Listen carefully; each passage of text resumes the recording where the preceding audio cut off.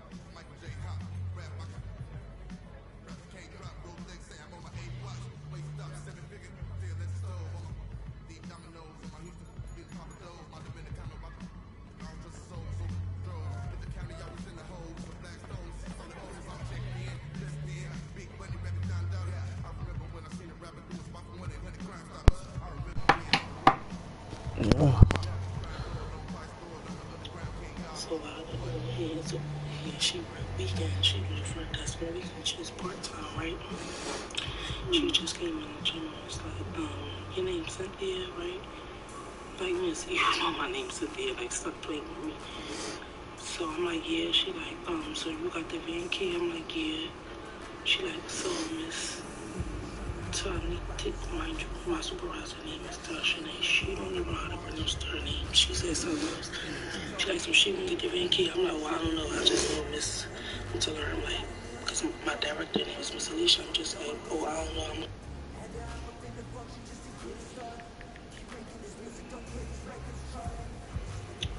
So I look over here. So she she's part-time, right? She just came in the gym. So, your name's Cynthia, right? Like, miss, you know my name's Cynthia. Like, stop playing with me. So I'm like, yeah. She like, so we got the van key. I'm like, yeah. She like, so miss. So I didn't take my mind. You know, my supervisor name is Tasha. And she really know how to pronounce her name. She said something else.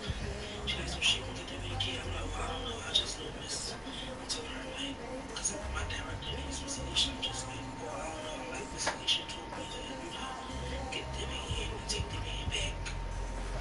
So she like, so I'm like, well, I mean, y'all can call her. She like, no, I ain't dealing with that.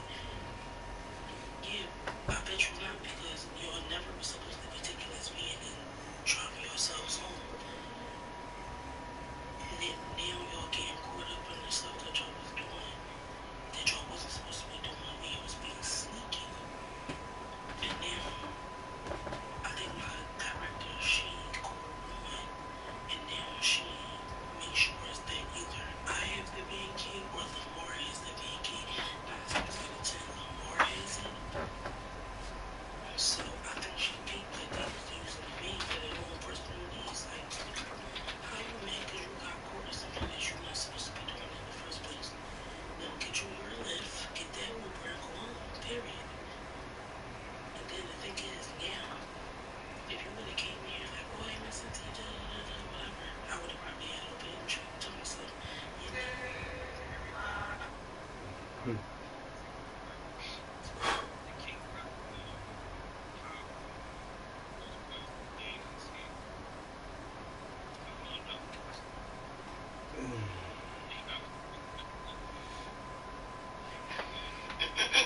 So, like I just told you, I'm like, well, you can go, like, Miss Alicia, like, I'm not about to sit here and give y'all the key, and then whatever y'all do with the key, that falls down on me, because I'm, from her knowledge, I'm the last person with the key. So I'm like, you can call Miss Alicia, like I told you. She like, oh, no, I ain't getting it. I ain't dealing with that, So she walked away. Okay, I ain't gonna stop here. I ain't about to sit here and beg you to do something that ain't got nothing to do with me. While the lady didn't want to phone with my director, trying to figure out if they can get the van so they can drive home. You just said that you wasn't on call and then you called her. So, something off with that lady. And I'm glad I only see her on the weekends. And I'm only going to see her every other weekend because now we got weekends. You know, I can tell her in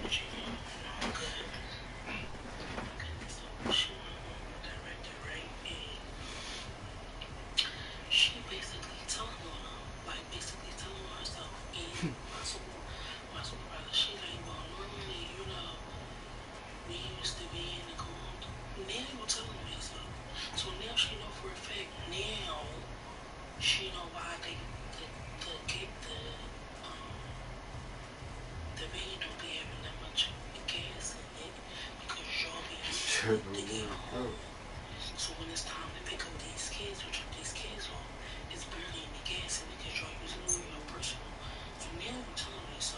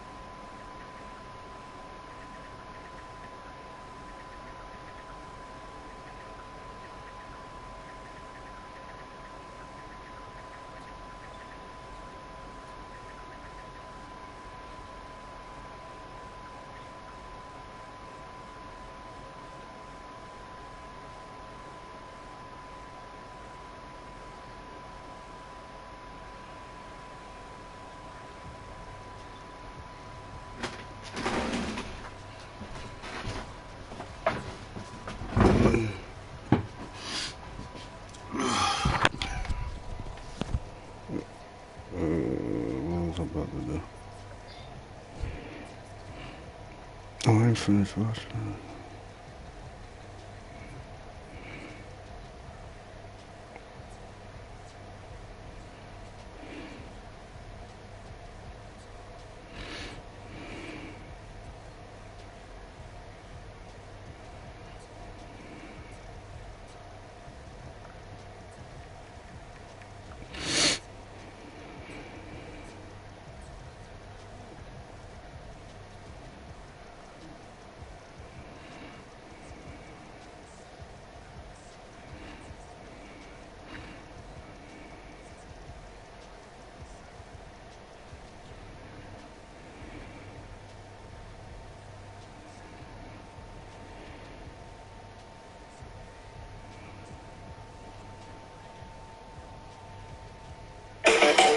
The volume. The Draymond Green Show is presented by FanDuel Sportsbook. There's no better place to bet the action than on FanDuel Sportsbook during the football season. It's easy to use. Blue is tiny. Those are tiny colors, though. I know. You ever seen that's small? That's small. Some of my homeboy be like, bro, let me get a rubber. Is this what you guys talk about? Like in the locker room? Is this what you guys Yeah, I'm like? about to see it. It ain't small then. In the locker room back in the single days, you'll be like, hey, bro, you know, I got something lined up, man. You got to rub out the hole. Whatever. They'll pass you a baby. You have to give it. You can't give it back. I will said say, who? here's a question, and I will say this. This is something that Max used to say. That No, the that's locker room. Oh yeah, he back traveling with the team. He not in Portland no more. That nigga been in Portland the whole season. Nigga could have been just playing for the fucking Blazers.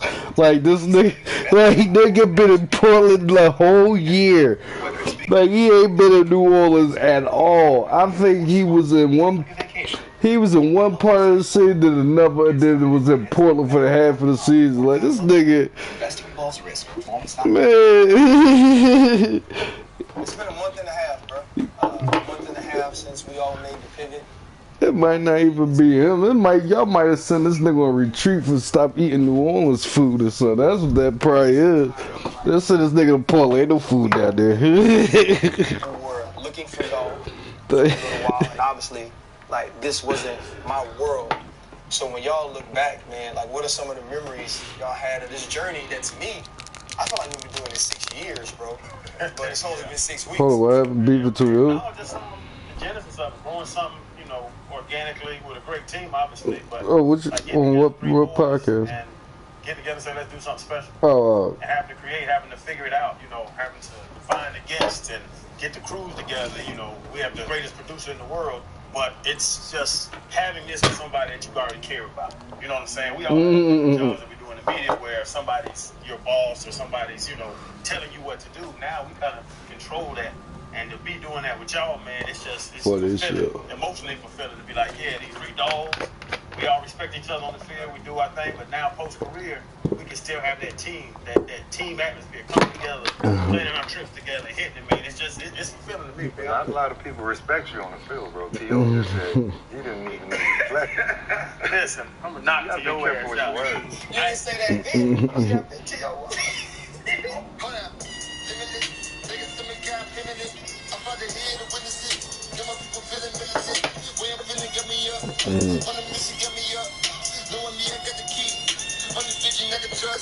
Trust, limitless, niggas to me confident in it. I'm about to hear the witnesses. Got my people feeling militant. Way I'm feeling, got me up. On the mission, got me up. He ain't trying to knock him down, saying he's 50. He old. He's not old. T.O. is seasoned. That's what the old man said. T.O. is right, bro. He can still get it in. But RC, you spoke, you know, that you said they was looking for us. Yeah. They still looking for us. You feel me? Like, we've been moving around like rock stars. They don't know where we at. we here. We don't even know where we at. But we making it work, man. And, you know, it's really been magical. You know what I'm saying? And the support's been great. The numbers looking pretty good. And we still got a lot of room to go. As good as it looked to everybody that's peeking in, you know, they would think it's everything buttoned up. But we're building still, and we have our moments, but it's been working. Yeah, you know, like the craziest thing to me is like how much everybody cares. I don't think people understand what it's been like for us. We're putting out 2 shows a week, dog, and that junk, and this isn't network TV to where, like, if a dude's gonna be a guest on your show, he knows what time it's supposed to be. A PR director brings him in, sits him down and says, okay, he's ready. We're basically just bouncing around the country, and we at some of these events like, shoot, who can we get? That's what makes it crazy, and obviously, we all got day jobs. You know what I'm saying? Like, we got families. And, you know, it was the commitment to doing this that's made this crazy, but you mentioned the rock band thing. It is almost like that, you know, because the days don't have starts, the days don't have ends, and then we are trying to figure out, will we get this guy? Will we get that guy? What time this dude can come? And when you look back on the shows, it's probably because. What's your favorite? Well, it's probably because of ESPN, because he always on ESPN. He used to talking, so that's probably that ESPN shit. We didn't know, you know, coming from the other situation. I mean, to try and duplicate. You sound like it. When we move around, that's what people talk about. It could have went south, but we gave it a shot, and he hustled. Like you said, it dropped 2 shows. 6'11" glass. We ain't gonna sustain that. Yeah, we need y'all to know this 2 shows a week stuff that y'all be real fired up about. They used to it. Don't get used to that. That was like the push. Too late. That was the push to get to a point. Now, we may drop some magical stuff like every now and then. No. That's gonna be when it needs to happen. Because you got different versions of these niggas. Don't be expecting this. And Ryan is like the professional. Chan is the wild out nigga. Fred, he chilling like nigga. All niggas don't need to be, no nigga. You get it. They just do it in a different way. Chan definitely gives you the raw. We around. We hang, we chill, breakfast, lunch, dinner. When we on the road, we doing things. And people don't even know, like, we make it look the same. Bro, we shot episodes at 7 a.m. We shot episodes at 2 a.m. Before the day starts, and then at the end of the night, we drinking coffee and trying to charge up to shoot this show and waiting for a big day. That crash was funny as shit. That shit is hilarious. That sacrifices, it ain't easy, but back and you respect anything. That shit was hilarious. You have to work that hard to make this nigga. Memory don't just jump out to me without a ton. But I know the hustle, I ain't forget that, and I'm looking forward to keep doing it. You know yeah, my father's side, that's we went out with Super Bowl week. We are ready to roll. He said, took the strip club. He said, dude, he's blind. Yo, you baby, blind. We don't necessarily differentiate. That nigga took it to the club. This nigga funny as shit. The other show. And then there's the people who are already up on it, and they know that it's about the pivot and it's now, for y'all, did set your mind to making sure we set ourselves apart from that show. Because you said something when we did the sporting news interview, man, that was the most telling thing. You said the people make the podcast. And so, like, when I was trying to explain, like, my place, because obviously, like, my place and where I fit is kind of like, damn, double Dutch for me. You know what I mean? Because you come into something that was truly becoming a cultural icon for us. Like, we had never had a podcast like this, and it was famous. And I remember when we talked the first time, and we were on the Zoom, I was like, dog, like, I don't want to look What like the hell? the network guy that took the two dudes from the other podcast. Nigga, let him talk. You know, and that is the same thing. Yo, do y'all give that any This thought? man get the nigga talking. Damn, who's the motherfucking talk? Kind of, you know, standing on what y'all built in another place. You got the GM. He helps build the conversation, nigga. Damn. He do. He helps starts it. I'm all for it, man. It worked out. Like Dog, I said, don't you add to what these people already think about me, dog? I wear pointy-toe boots and all. You know, we really can't worry about that. You know, everybody always. They talking. It's them turn. I say you're the perfect person to pivot with us. Oh You shit. bring a very buttoned-up, profound, professional. I'm a Kappa man. Why can't I I'm never be a clean. G? Look at those. G. I love it. I'm sure. Can I give you your flowers? Y'all say I have a thing with giving people flowers. I want to give you yours, bro. I mean, I really appreciate it. Sky is the limit. You know what I'm saying? It's good shit, bro. He's a lowercase G. Baby G. Little baby G. That's fine. I'll accept It that. takes me the baby G. I'll accept No, that. that's one. I don't know if people know. We reached out to you. It's funny that people like the optics of it look like, oh, you know, RC was sitting there tampering. Man, when me and Freddie said we gonna hit it, we want to start our own thing. You knew we had this team we're building, and then we're like, it was crazy, bro. You were the first name that came up. We needed diverse personalities, because like you said, you can name a podcast damn couch cushion. Right. You got some fire-ass personality with some good, you know, good interaction. It's gonna be a good show to watch. It's gonna be, you know, good. See, you It's say. about it where, you know, how Freddie's disposition is. That's what I just said that. And We knew you already. We're like, RC's the guy. And the first time I called him, I'm on the back porch. I done drank me about 2 bottles. So I'm thinking, I'm just calling my homeboy to have him jump. You know, say, hey man, let's get together. You know what I'm saying? Come down to Miami, let's talk and see what we can do. And RC brought the network. They wanted to probably keep it football, nigga. Damn. He's, you know, we can try to do this. If you really guys want to really do it, and I'm like, he don't talk like me like that. You know, I thought the ESPN cut off sooner or later. So we had that first conversation, and it was like, yeah. But I say that to say, that's what makes this show, is that we're so different. And we just, like Freddie said, man, we appreciate it. Because, you know, we were out here trying to figure this thing out. And you were gung-ho from day one. That same conversation when you were saying mother effer and spelling all the cuss words. all that goofy shit he does. You saying freak? No, I don't say freak. Kiss my ass. I would never really necessarily, if I'm telling somebody to kiss my ass, I'm gonna say it because that means we finna fight, right? Like if we are that close into it to where it's in the stitches like that, then that's different. But I'd just be like stupid ass or something like that, just in conversation. And it's one of those things though that that's why this is all cool.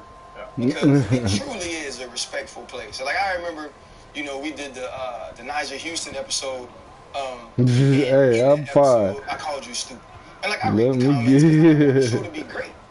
That's the important thing to me, that what we do becomes epic. And no matter how much we live and we want to say what people think about us, None of these niggas doesn't matter. It does though, right? Because in our business, what people think about us is what draws them to the show. The fact that they know you are funny and you're fearless. The fact that they know that Fred is analytical and he's intelligent. He don't know numbers, but like all those things, right? All those things make the show. Stop following that nigga. Stop following that nigga. Talk to the other team. Everyday life, that's legitimately how we get along. You know what I mean? Like people don't know. Like I found that nigga if I want. We do every show together. When we sitting around waiting on people, we in that spot together. That's how we vibe, right? And I also know if we were ever out, and God forbid this ever happens, because we're like super adult, and like I got to fight, you're gonna be the first one that's with me doing it. Coming off the bar. You see what I'm saying? And so like those things are truly what make the shows, and the fact that we can be different. But is there ever for y'all any regret from having to move on from way out front. No. Because we're doing a great job, and I think people see it one way, but we aren't where that was. No, and we gonna keep building. I would say, if you say we're not where that was, production wise. Oh, how am I getting a board? Fuck. The numbers of subscribers and all is gonna grow, but you started saying it. See, it's crazy because we got together so fast and already had legs. We're less than 2 months in, I guess. and we're killing it right now. The thing that I love about it is now we're in LA for the Super Bowl. From the first year guys from Landon Collins, he your boy, Derrick Henry, we saw him all showing love. OG, we appreciate the game. We appreciate y'all talking real. We respect y'all on the field, but now off the field, that whole uncle thing, like the uncle sitting on the back porch, and you a little kid and you just can't say nothing, but you just taking in game and listening to these old guys that been through so much, to retired guys, to the Warren Sapps and the Shannon Sharps. We saw them at other events. Like, that's what I love about it. Subscribers gonna grow. You had to monetize stuff. We understand the business side, and that's very good between us all. But the helping these people out and them guys coming up from the first year guy to a 15-year Hall of Famer, that's what I love about this. Everything we're doing. I started off saying the same different show. On the first show, I think the fan ended it like that. And really, that's what it's been. You know, the message hadn't changed. Right. We're still, you know, being vulnerable and transparent. And really just talking to our experiences and sharing those with people and anything else that we've experienced, whether it's, you know, outside of football, finances, you know, mental health, relationships, you know, everything. So it's a beautiful thing, man, when, you know, you have 3 black men that are able to just, you know, come together and really just give back. And don't flinch when you're doing it. Like, we've been real. Yeah, I think that's been, too, for me, what's different. When you do network TV, it's easy to stand out in your commitment to your Damn it. Because everybody ain't committed. And it's not even about like what I do in like my real everyday life. Like that's truly how I live. Like that's truly what's important to me is being able to give back, being able to do love. But there's a responsibility that comes along with what we do now. You know, like people are watching this and they're watching us. They want to know how. Oh, damn it. If it's something simple as Brian Flores, when you take it back to 2020, and it's George Floyd, they want to know how Fred and Channing react. And we're also in a space where we get to react to those things in ways other people don't. Right? Like, they understood me enough at ESPN where they like, there are certain things. Oh, my God. Nigga jumped right in my way. Probably not going to try.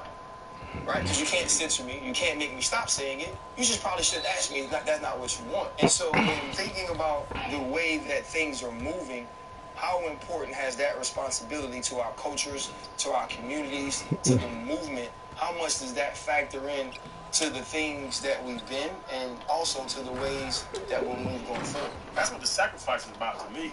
You know, I know that, I know we're building something very special, but I would hate to lose the respect and to lose why people watch us. Our people watch us. They love us. Y'all talking about this shit. I'm happily married. I'm the one that talks about all my past relationships. I'm the one schooling these I don't think, even if he is, I don't think he better my point guard. Because my point guard ain't there yet. Y'all ain't got no game. Hey, fuck all the money max these niggas, both these niggas, I think this might be my point guard. Because I would hate to take away shoot a little bit, banging on niggas. From those young ball players, but past that, past the NFL dudes, the college guys, the high school guys that come up. Yeah, he definitely good.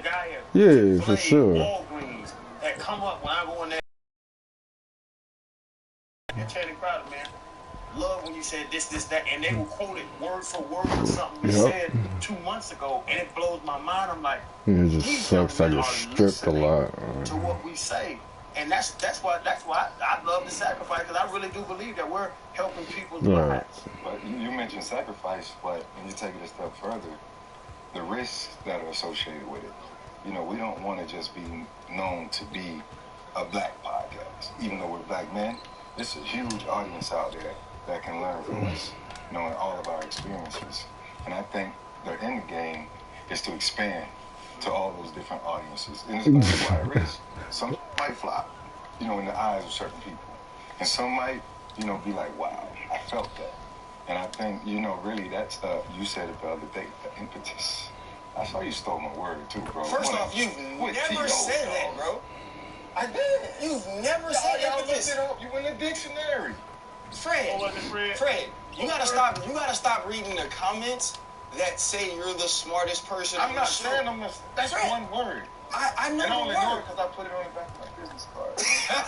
Hey! Come on, bro. Like, let me freestyle real quick. Bro, you've never given me a business card. We partners. I know. So how would you know? You got my number. How would you know I got impetus from you, though? Because I heard you say it. Because when I said it, you was like, damn, what is that? Where you get that from? Y'all went to the dictionary. Hey, Siri, what's that? You know what I'm saying? But, you know. He stole something. Oh, yeah. Partners, we can use that. So we're sharing. And caring. And that's what we do. That's what we're really doing. Yeah, and I think that's the huge thing for me. You know, we are still growing. You know, and I think not only as individuals, but as a show more than anything. And the one thing we wanted to do was be bigger than the three of us. Or the three of us are individual. Or whatever Channing Crowder is, whatever Fred Taylor is, whatever Ryan Clark is. We wanted to make something that was larger than us. And that takes tough conversation though, right? That takes tons of decisions. That takes, you know, getting on the phone with our producer and being like, okay, I get this is the person we want. So how is he What does that say doing? about us? How does that continue to grow this brand? And I think that's the big thing for me. You know, I've never been in this environment. Like the place I work is ESPN. We're gonna have all people on TV. You know, and I think it's now to the point for us to be as huge as we can be.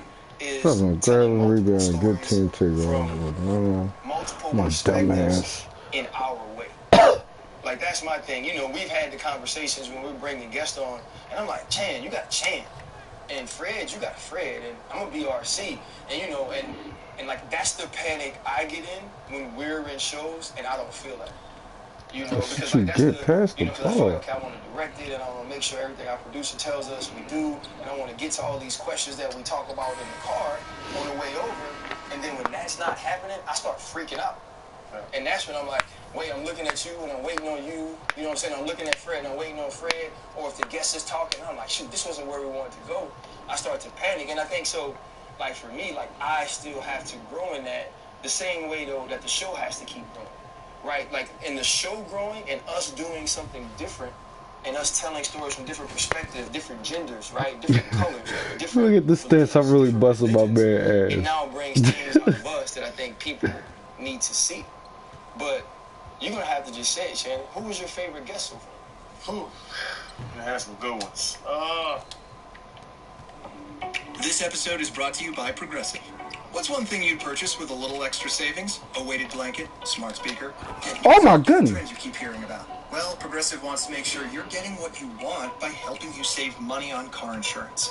Drivers who save by switching to Progressive save over $700 on average, and customers can qualify for an average of 6 discounts when they sign up. Discounts like having multiple vehicles on your policy. Progressive That's what offers them both niggas on standard TV. coverage and award-winning claim service. Yeah, that shit don't matter once you lose that fucking game. 24/7, 365 days a year. When you need them most, they're at their best. A little off your rate each month goes a long way. Get a quote today at Progressive.com and see why 4 out of 5 new auto customers recommend Progressive. Progressive Casualty Insurance Company and Affiliates. National annual average insurance savings by new customers surveyed who saved with Progressive between June 2020 and May 2021. Potential savings will vary, discounts vary, and are not available in all states and situations. Actually, I might have been T.O. I would say T.O. because of how open he was, and I love. It's no secret. T.O. does media all the time. Like, I've seen him on so many. I've seen him interview with everybody. He was like Dr. Phil. Like, he's knowing everybody. And when you see a dude and you know a guy and you've seen him talk before, and then he gets in the atmosphere that we're talking about, when you sit with the boys, that does take. Like, people don't know we have production meetings. We talk about it. We try to keep the show, the flow going. But sooner or later, we got to sit down and talk and make people comfortable. And when you see people walk in and they're ready to do a TV show. And then you can see their whole body language change when they see us sit down and start talking with them. And I think T.O. really loosened up And I loved his back and forth with me. I love to make, like you saying, I love to make fun of people. So to get made fun of back and forth, Charles Haley was doing it too with us. That was fun. But I just love that locker room atmosphere. But I think watching T.O., knowing T.O. as long as we have, and then watching him with us, we brought a great form of T.O., I would say. You said show of the flow. Isn't it flow of the show? Show flow. Marshawn actually was my favorite. And Marshawn actually said C-E-T. And I didn't correct it. It was C-T-E. Marshawn was by far my favorite guest. Outside lit up, man. Like a baby in the room. It's just the mutual respect that I have for Sean and everything he's done. How he had been perceived and how he started his career landing in Seattle and then really just turning into international beast mode, which is his new Instagram handle, I think. Yeah. But that was fun for me, man. I was talking my ass off. That was a great Freddie. I want that Freddie every day. No, you can't get that Freddie every day. That's tough. Yeah, I'm not always that. I'm passionate, but things don't always excite me that way. Right. But Marshawn was definitely someone I've been waiting for. Yeah. I've been waiting for the opportunity. The people have been asking for the opportunity. And some phone calls, and we made it happen. You got it done. And it was definitely. And I think Taylor Lewan. Yeah, that you read my mind. Probably found somebody that had crazier stories than you. So like, yeah, let me try to work on that shit. I think my second favorite, and this isn't like just same thing. Jordan. I enjoyed, and I told you that, and I text Jordan, like you did a great job with that young man, and he was definitely my second favorite guest because of like, wow, this is amazing. I'm gonna be honest, man. I love to take credit for that. That's probably more young than shut up. I probably 100%. Well, probably more young than me, but that would have been a very Homer answer of me. Right. But clearly, it's my favorite episode. I got to do something with my son. But I thought Taylor was cool, and I think because Taylor kind of worked on us starting to expand. Right. We got this big white left tackle from Tennessee who does this show on a bus, and that show kind of has like a certain sort of viewer, right? It's somebody that likes that sort of humor. And then he sat down with us, and he was different than he'd ever been on any show he'd ever done for himself. And I think like that's the beauty. And y'all niggas really don't be trying to give me the ball. Jaguars former left tackle superstar Tony Baselli, right? He goes into the Hall of Fame. And I think, to me, he's the second best Jaguar that's ever lived. Like 100%. Fred Taylor, at many points, was the only Jaguar anybody cared about, the only Jaguar anybody knew. When you see one of the people from your organization go in that way, someone you know personally, what's the excitement in that? And hell, bro, you better be next. And I think I will be, as it pertains to the Jaguars. Bo deserves it. He's an amazing player. I think if he played 2 or 3 years more, he would have been the first ballot lock. He was a dog. And hopefully it's just like old time. Now that he's in there, he can, lead the way for me. Now that the door is open. Damn. But shout out to Big Bo, man. He was a dog. I tell you, because I'm with you, Fred, everybody know you was a monster, and I think Zach Thomas the same way. Two guys that should have. I think you tweeted something about that, huh? Oh, they give me hot with Zach Thomas. Zach took me on his wing. Zach, it was a hell of a ball player. But I think Freddie and Zach have the same problem. We talked to T.O., we talked to Marvin Lewis about Chad Johnson and all those. You know what I'm saying? Like that persona.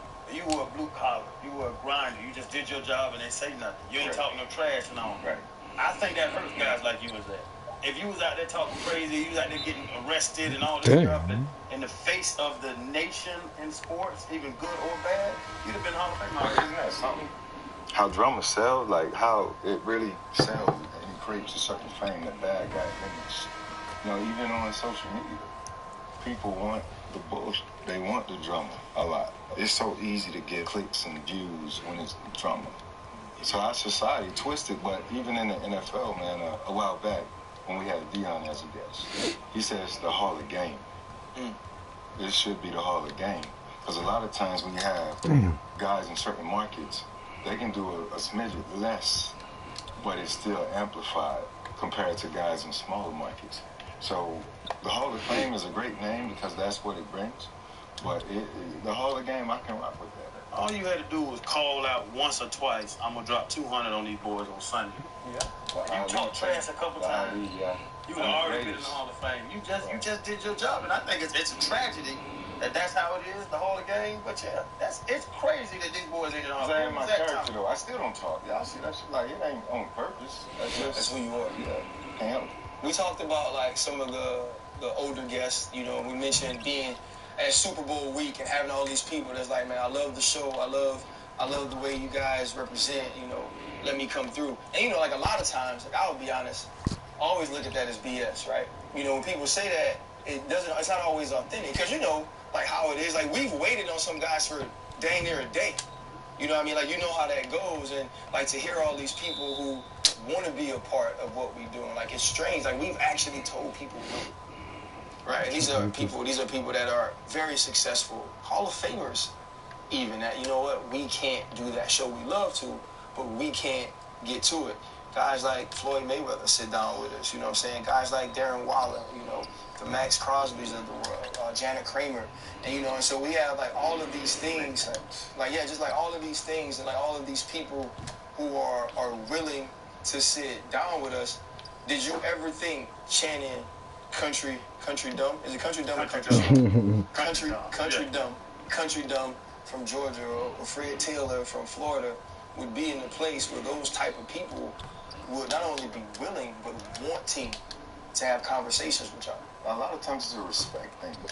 You know, it's all character, and I always say you gotta keep your face. I'm trying to get sis, man. Niggas can't go up and shit. Really, it's a I'm getting all these boards.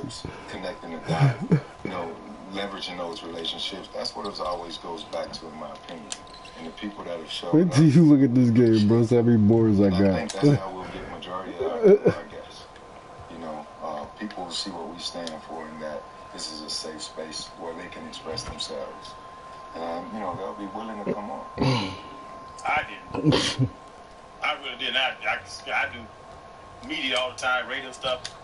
Did you major in communication? No. Did you have this degree? No. I'm a college dropout. Like, I went, as soon as the league would let me in the league, I went to the league. I was going to go play ball. And now just going into the media now and seeing that people respect you for your opinion, respect you how you communicate with other people. You know what I'm saying? How you talk to other people, how you can, you know, joke, and you talking about like different demographics and just a wider range that, to be honest, I've always been silly my whole life, storytelling, messing around, but to see that my humor crosses every line there is. Every line, gender, race, my humor crosses all those lines. That's what hits me about it. First off, that's positively and negatively. Your humor. It crosses all lines, both positively and negatively. I'm your dog though. Like bro, you already know. One more shit. Come on. Smiles and anything you say, it's positive. Here's the thing. You know, I'll introduce you to anybody in my life. Like, hey, like, let's go eat with Channing. Like, I don't care. There are times at those dinners and sit downs that do you want them? Like, I don't really know if this was the smartest idea.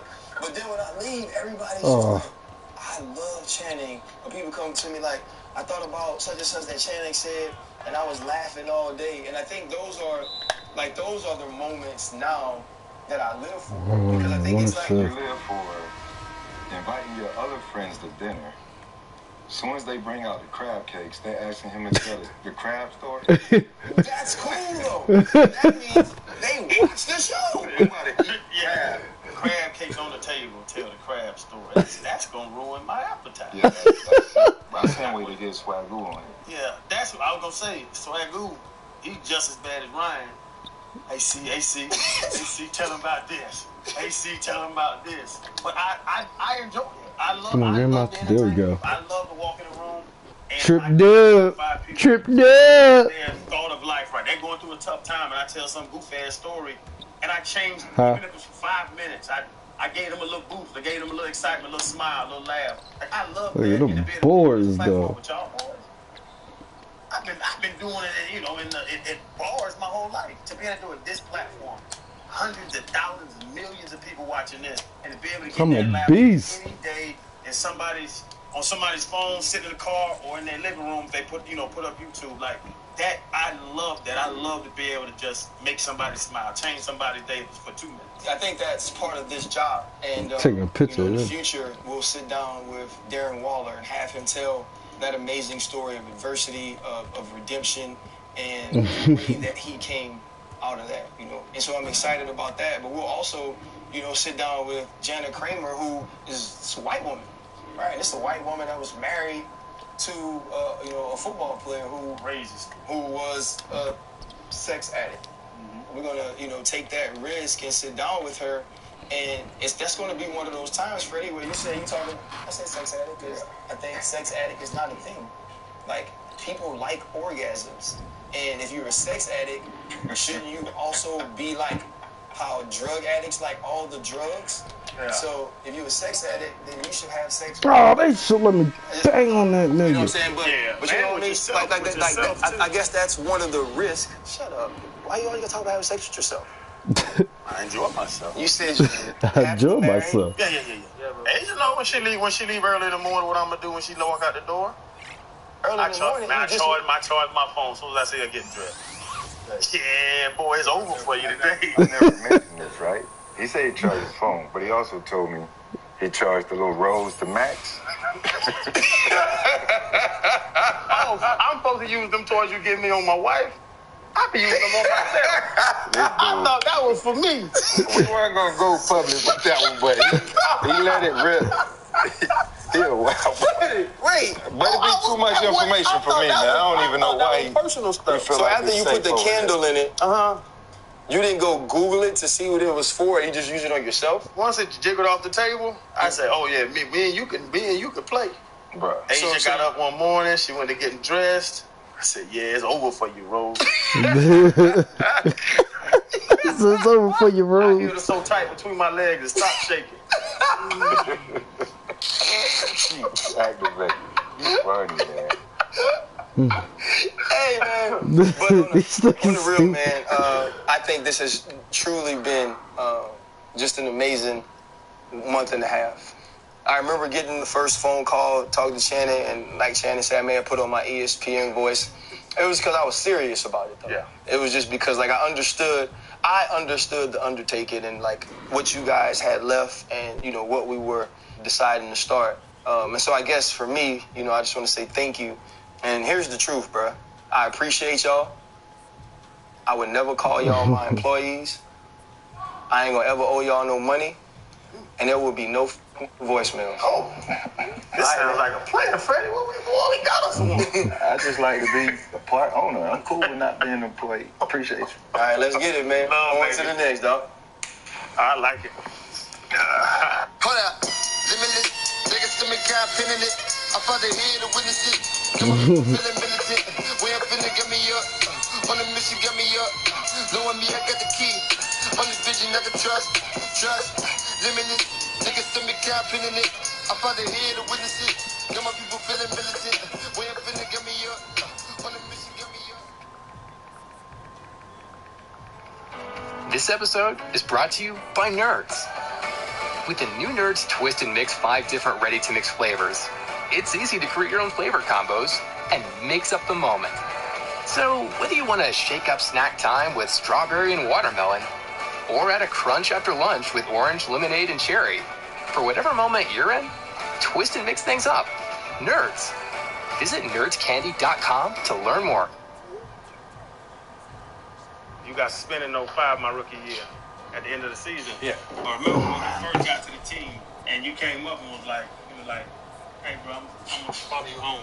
You know what I'm saying? Like, when we sit out there in my garage and burn by my big on car, so I was starstruck that whole day. Yeah. And I don't know why you knew. You know what I'm saying? I just knew. I just knew. Hold up. Niggas to me, God pinning it. I found it here to witness it. Got my people feeling militant. Way I'm feeling, get me up. On the mission, get me up. Knowing me, I got the key. On this vision, I can trust. Limitless. Niggas to me, God pinning it. I found it here to witness it. Got my people feeling militant. Way I'm feeling, get me up. Talking cheap, I need to see some action. Shit, you want my heart, but I won't give her affection. On my inbox. time. Yeah. You like that jig? Uh-huh. What you want?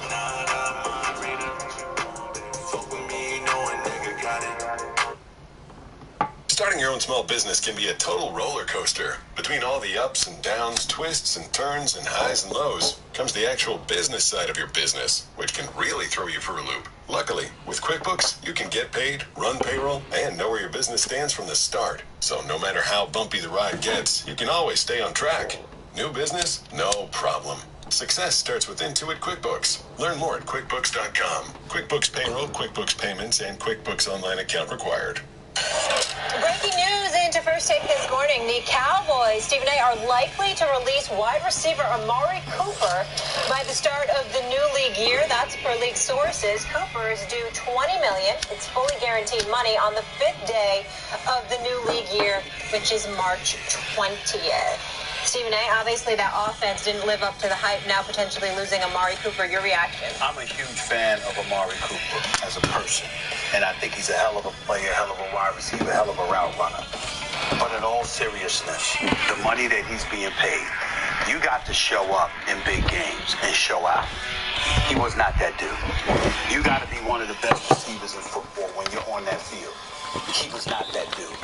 And there were too many instances that we were able to point to. And the playmaker himself, Michael Irvin, brought that up, where the stars got to show up. And Amari Cooper didn't show up like a star. He wasn't a scrub. He didn't embarrass himself or anything like that.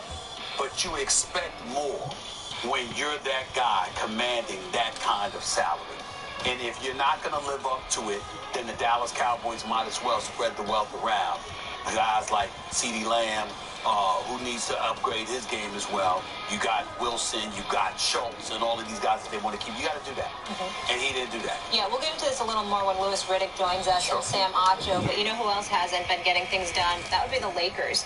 Last night, I know you're in the building, Stephen A. It was LA versus LA, and the Lake Show came up short again. This is the Clippers' 7th straight win, ladies and gentlemen, versus the Lakers. This time, easy work, 21 points. How about Reggie Jackson? Big night, putting up 36. The Clippers shot 17 of 27 on threes. As far as the purple and gold, LeBron had 26, 8, and 4. Here's LeBron and Russ. Westbrook keeping an open mind. Everything the opposite of what you envisioned. Has that been hard for you, especially considering your stature, your credentials, to absorb? What? What did I envision? I suppose I would imagine some wins. I mean, you said based on what I envisioned. I want to know what you think I envisioned. I would have, but you envisioned coming here and winning a championship, or at least making the season over. It certainly isn't on. Is the season over? No, sir. Thank you. I had no expectations. The last 4 years I've been on different teams 4 times, so. Let's say this was stupid for Russ to say. That's not realistic. That's not life. You may be a better team. You gotta get a win. Mm. I don't even look at this point. I don't even look at the record or the standings. At the next opponent and in between. LeBron ain't really make it better either. What do we do well? How can we continue to push and get a win? Whenever he says that, you remember 112 Peaches and Cream? Oh, yeah. I didn't know if that was before your time. But No. I went right to 112. That's not where Stephen A's mind went, though. Let me ask you this, Stephen A. In all seriousness, when you have LeBron James, you feel like there's always a chance, right? But is this season over? The season's over. What I mean when I say the season's over is that the Lakers ain't playing past April. They'll be home in the first round, whether it's the play-in game before the first round or the first round. They're going home. They will not be a part of a championship competition that's taking place. They're not a part of the equation. They're just not that relevant. And it hurts me to say that because we all know where I want to be in L.A. I mean, come June, I want to be in L.A. and Miami. That's my dream scenario. I ain't apologizing for it to a damn soul. That's how I feel. Ain't gonna happen. Not on the West Side. Ain't gonna happen. And it's not gonna happen because we have an MVP like LeBron James who's playing like an MVP. But with all due respect, not necessarily leading like one. Because of the roster that he's somewhat responsible to have accumulated, have assembled. He made the wrong decision betting on Westbrook. Now, we know that Russell Westbrook is having the worst season of his career. I don't think Russell Westbrook's season is over. Russell Westbrook in the basket is still better than most. I think attack or kick, and some of the doldrums he suffered from can be eradicated. We don't know what to do about the durability of Anthony Davis. All right, I don't blame Carmelo Anthony one bit because I think he's done what you expected him to do because Lakers. Malik Monk has been he would be. I'm impressed with Malik Monk. And THT was hurt last night, wasn't playing. But when he's in the lineup, he gives them some posts as well. And Reeves, I like this kid as well. So there are things to like about the Lakers. Here's what we don't like. We don't like their leadership, and we don't like their culture. And I don't know if we should like their coaching. We'll go to the coaching first. Frank Vogel is a championship coach and knows what the hell he's doing. But there's something to be said about one's ability to galvanize the troops. And I think it is clear that they are tone deaf to him. It's just obvious. That's number one. Oh, hit right off the rim. We look at the front office. You got Jeannie Buss listening to Linda and Kurt Rambis because one lady's a best friend and the other dude is a husband, and this dude has no reputation whatsoever as a coach or an executive. As a player, yes, he was a champion, but as a coach or an executive, ain't nobody listening to Kurt Rambis. And it makes no sense. And Rob Pelinka is Mr. Pleaser, so you're up there and you try to please everybody instead of lead, and it's compromised you. But number three, we get to Russell Westbrook. And after I say this, Janae, I'll hand it to you. Russell Westbrook is going into the Hall of Fame. Russell Westbrook has never cheated us. And he is right when people in the past have gone after his character because it has been unfair to him. But if folks have been unfair to him in the past, he would be unfair to be upset at people for calling him out for these sound bites that he has made in the past calendar year. Washington, D.C., I don't care about championships. I see plenty of champions that are less happier in life than me. That's not why people walking through the turnstiles to hear that kind of nonsense coming out of your mouth. You understand? That's number one. Number two, he did it earlier, just a few weeks ago. Please, do you take it home with me? Don't take it home with me. They can take that stuff home with them. I'm good. That's the impression. Last night, knowing you're playing for the Los Angeles Lakers, the most storied franchise in basketball annals with 17 championships. You are an LA native. You know Laker Nation. And you sit there talking about, I had no expectations. You had no expectations playing for the Los Angeles Lakers. These are some very egregious comments on his part. I knew that word was coming. And this guy, and he walks out, they're reprehensible. And Now you these go niggas out is there, playing dumb and as shit. it's almost like he doesn't play like this because the effort, he never cheats us. But the sound bites he gives comes across like, I got my money. I'm good no matter what. Especially in the times we living in. You just can't say stuff like that. You just can't say stuff like that. Love Russell Westbrook. Respect the hell out of him. You cannot say Niggas stuff really like not that. passing the ball. And people are going to remember that. Y'all just sitting here And I'll missing. leave it at that. You know, I think the hardest thing for me to digest after hearing that is, you know, I get, you know, you cash out and we talk about, you know, Bradley Beal, make your money and not having the potential of winning a championship possibly with the Wizards the years moving forward. You make your peace, you reconcile that as, you know, professional athletes. But when you've had the journey of Russell Westbrook where you went to OKC, you sniffed a championship, that didn't happen. You tag team with James Harden. All right, you guys are supposed to, you know, analytically get over the hump and win. That doesn't happen. Then you go to the Wizards and people are coming on you for no championships. That's why you hear those things. The moment you step into LA, that's out the window because you're playing alongside LeBron James and even AD when he's out there. And you know that those two already won a championship, and I'm someone that's a former MVP that's supposed to put them back there. And that's why it's more shocking for me to hear that. But I do think that, and as Kendrick Perkins says quite a bit, this is more of a sign that he has been broken over the course of this season. I mean, his game, it's just not been as fluid as it has been before. He's one of the best at grabbing the rebound and going and putting pressure on defenses. But the hardest thing was him reading it so far this season to know when to push and when to pull back. And then when you're in a half-court set, how are you going to, you know, be the point guard and distributor when people are guarding you on the free throw line? And then you're getting that magnified, not in, you know, Washington, D.C., but you're in L.A., where even as they, you know, the Lakers lose, you're still getting a big audience and people are coming for you. That's been the hardest thing. And I would say, lastly, to wrap this up, the number one issue, I understand the coaching perspective. Ty Lue is someone that you could say maybe he would have been better to ride the to ride the peaks and valleys, but there's been writing on the wall with Frank Vogel giving a 1-year extension. All right, maybe he's not a long-term answer. He instilled an identity. You won a championship. Now there's, hangover where they're not able to sort of put it all together this year. You can't listen, you lost Jason Kidd too. You got to remember that. And by the way, this season, and when Russell Westbrook, the only reason I'll push back on you is that Russell Westbrook, when he made that first comment with the Wizards, he was averaging 27 a game and put forth a monster performance. You still said that. What's that show you hate? The two black boys. What's it? Is it Marcellus Wilder? Marcellus Wilder. I can't remember his name.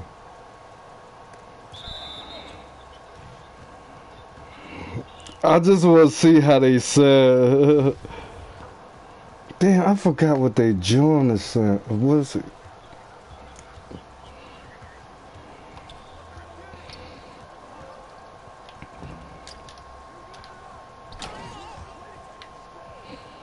Marcellus Wilder. Is it Sam Ocho?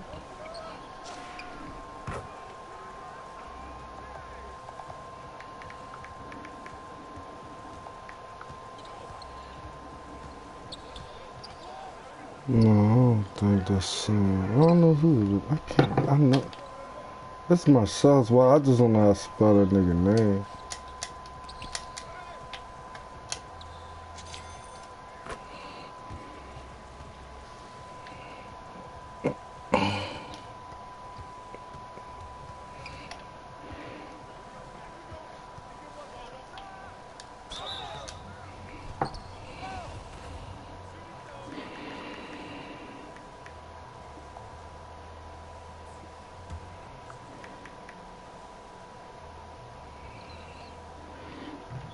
Speak for yourself.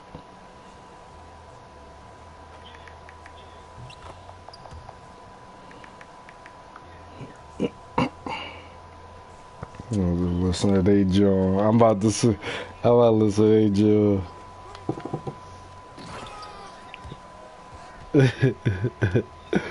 Marcellus, that's the ball head, This episode is bro. brought to you by Discover. Credit card questions. It's nice to have them answered by a real person. Someone who can actually understand your issues and work to resolve them. In other words, what you don't need is a robot. And that's why Discover offers helpful US-based representatives available 24/7. No wonder it's called live customer service. Discover. Exceptionally common sense. This episode is brought to you by Nerds. With the new Nerds Twist and Mix 5 different ready-to-mix flavors, it's easy to create your own flavor combos and mix up the moment. So, whether you want to shake up snack time with strawberry and watermelon, or add a crunch after lunch with orange, lemonade, and cherry, for whatever moment you're in, twist and mix things up. Nerds. Visit nerdscandy.com to learn more. Hulu's new limited series, The Dropout.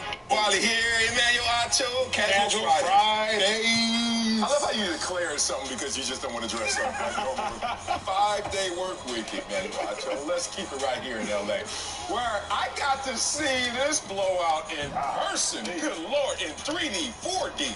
As my Clippers took care of business against the Lakers. Swept the season series 4-2-0. And the Lakers are now a season worst 8 games under 500. Man, earlier this week, LeBron insisted he would not sit out the rest of the season, saying, quote, until you stomp me out, cut my head off, bury me 12 feet under, huh? Then I got a chance. So I just shutting down LeBron James. You got to shut down LeBron. You got to have to. You have to at least consider it. So hear me when I say this. The reason most people fail because they give up what they want most for what they want now. Love you. What does LeBron James want most? We all know what LeBron James wants most and what he needs most. What he wants Hold up, bro. Just play at a high level. What he wants is to continue to win titles. What might he want now? To continue to catch Malone and continue to catch Kareem and that top point scorer ever. But LeBron, don't be deceived. Don't get what you want most for what you want now. Lakers. There have been talks about potentially trading LeBron James, moving on from LeBron James. Clearly, LeBron James is powerful enough that the Lakers and LeBron would have to talk about that collectively. I ain't gonna trade a dude while he hurts. We've seen it before in other sports. If you know you're going to move on from a player and you know your ultimate goal, winning a championship, is out of reach, then you just sit that player. Because realistically, the Lakers with LeBron James can no longer win games. If you can't beat the Clippers C team, not B team because Paul George did not play, and not A team because Kawhi Leonard did not play. If you can't beat the Clippers C team, then who can you beat? The Lakers with LeBron James are still below 500 on the year. So it's no longer LeBron James being good enough. The force of LeBron James with this Lakers roster is not good enough to get the job done. So if I'm the Los Angeles Lakers, why am I playing LeBron James as long as AD can play? Playing LeBron James without AD, you still do not have enough to get it done. So I don't see the point in giving LeBron James extra mileage at 37 years of age when you cannot, then you will not make it to the playoffs. And even if you do, you're not going to win a playoff game, at least not a playoff series. But even if you win a series, you're not going to win a chip. Never in NBA history has an 8 seed won an NBA championship.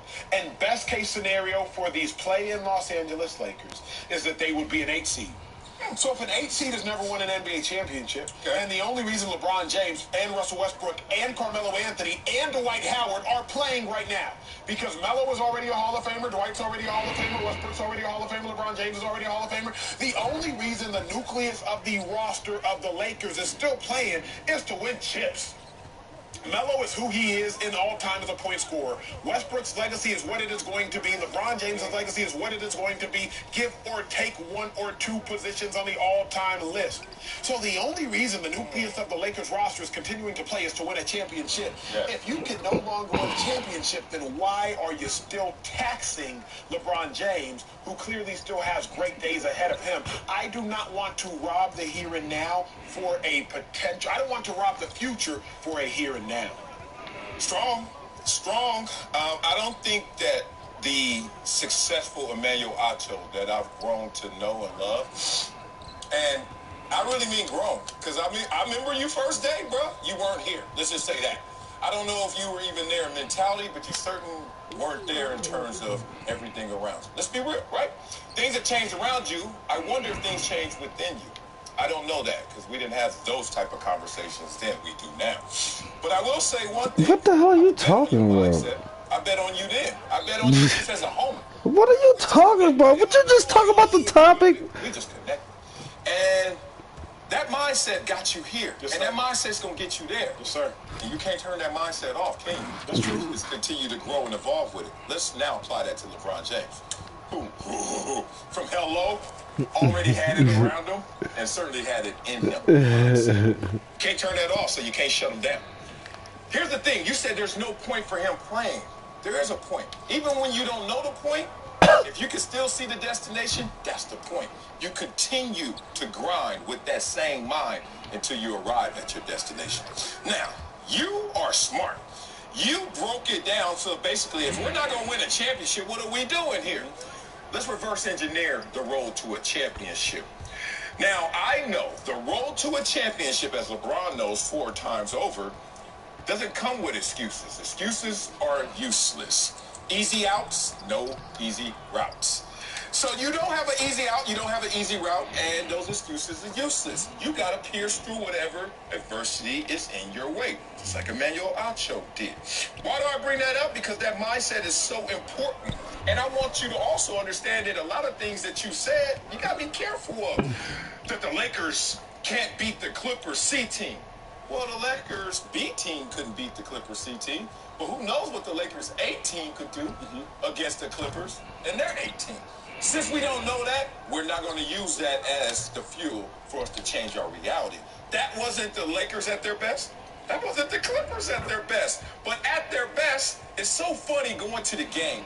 There's a macro and there's a micro response to every time I go to a Clippers-Lakers game. The micro response are the Clipper fans are acting a donkey because we are whooping the Lakers up.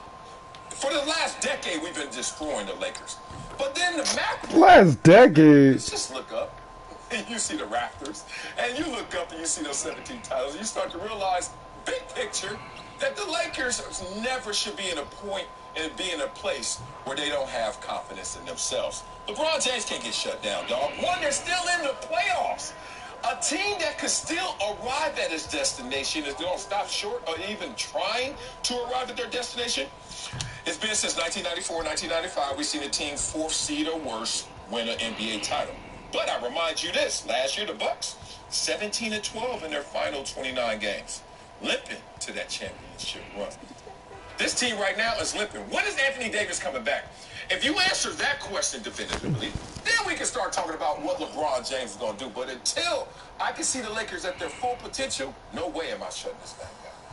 LeBron has more to lose than he does to gain by continuing to play. That is my problem. It's incredibly unwise. And in all honesty, the reason I think LeBron James has not yet shut himself down is because LeBron James is still chasing those goals as far as all-time points. LeBron is still chasing those personal goals. LeBron James always works smarter, not harder. But right now, he is working harder and not smarter. For those that think I'm lying, take yourself back.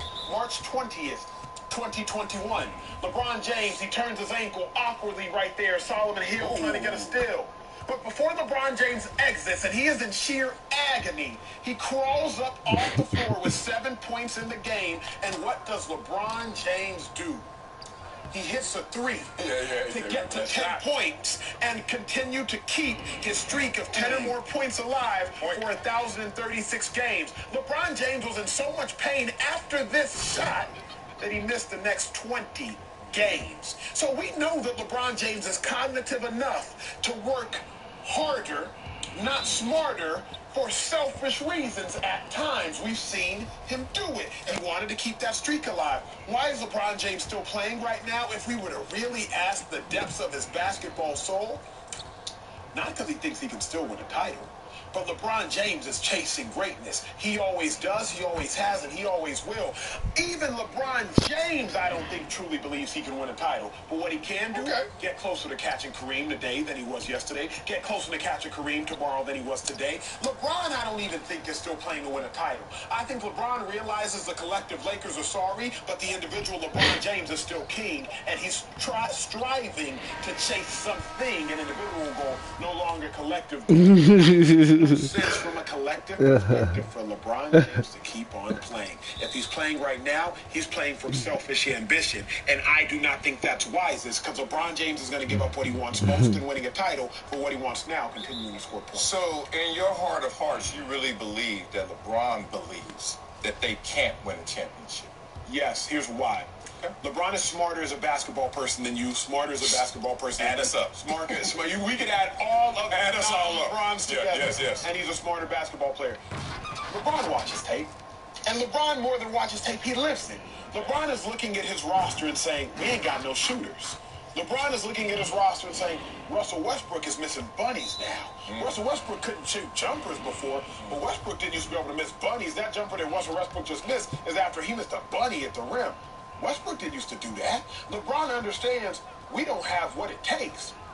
But he can't say that. So rather than LeBron actually verbalizing the truth that he knows, because we know it, he just going to keep going out there and getting his. So LeBron knows they can't win the title. Okay, so I'm just going to take that as a matter of fact, even though I disagree. So LeBron doesn't believe he can win a championship this year.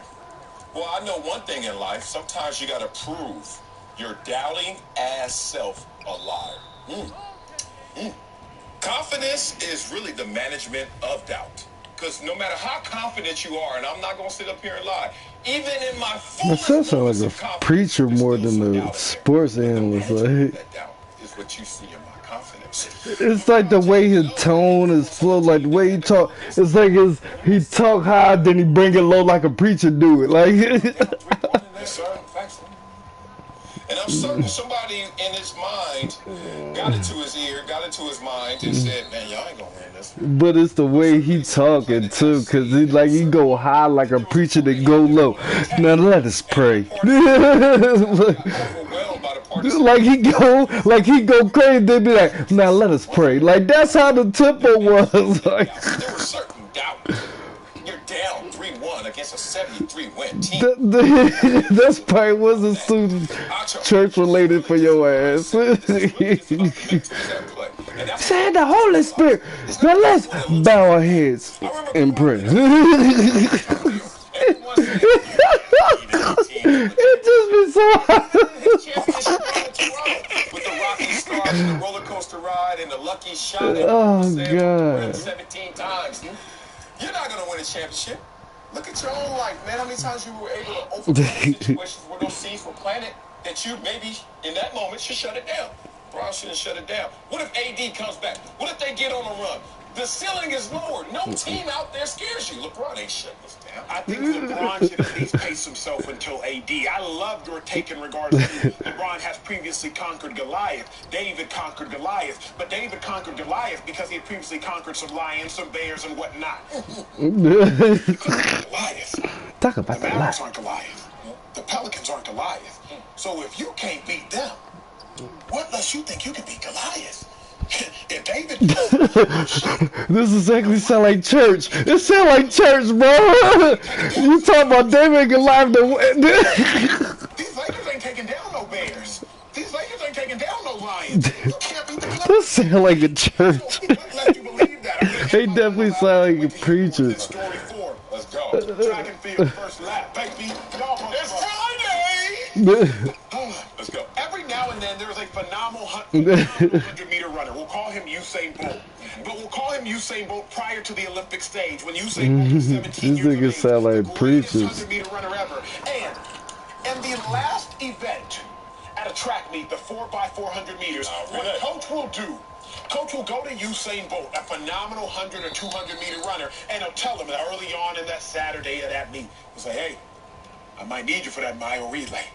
Usain will be like, man, come on. Yeah, you always like, hey, man, I don't want to do that. I'm a 100-meter runner. I'm a 200-meter runner. What you mean you might? Hey, if we're close enough to winning this meet, I might need you for that mile relay, because that mile relay is worth twice as many points. That mile relay is worth 20 points. I might need you to run the last leg, the last race of this meet. I might need you for that mile relay. Come on, Coach. Okay, but if we're close enough, I'm going to do it. Here's what we know. If the team is not within striking distance, call it Jamaica. If Jamaica is so far out of winning the meet, if they are 22 points behind USA and you only get 20 points for winning a mile relay, if you are so far behind in that meet, what you're not going to do and Usain Bolt. Because what do you have to gain? Yeah, great point. Even if Usain Bolt goes out there and runs phenomenal, you still can't win. Hello. Hello. I just got in. Oh. Like legit. So you say that you don't be. I was testing it too, just to let you know. What? You only text me, right? And when I spoke on, like, you only do stuff when I do it. And that's how I know. Hold on, let me take my. Hold on, let me take my jacket off. You said what? Hold on, take my jacket off.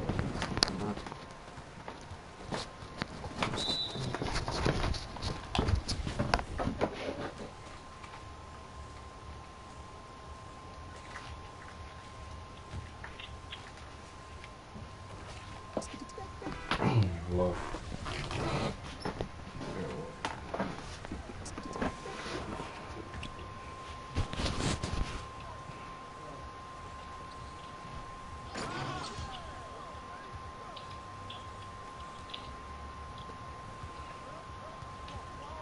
What are you talking about?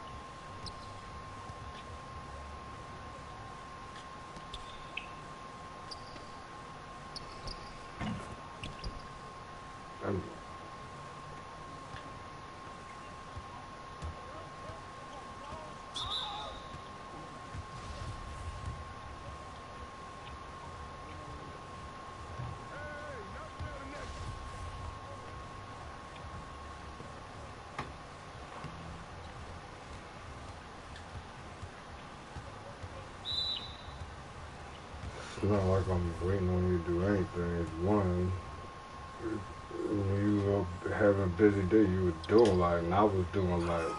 So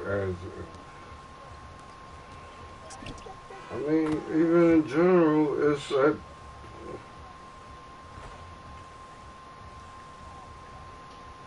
but yeah, I get, but it'd be at certain times either I'm busy, you either at work. I don't, times you be busy at work, so I'm not gonna call you at work. So it's not about me like waiting.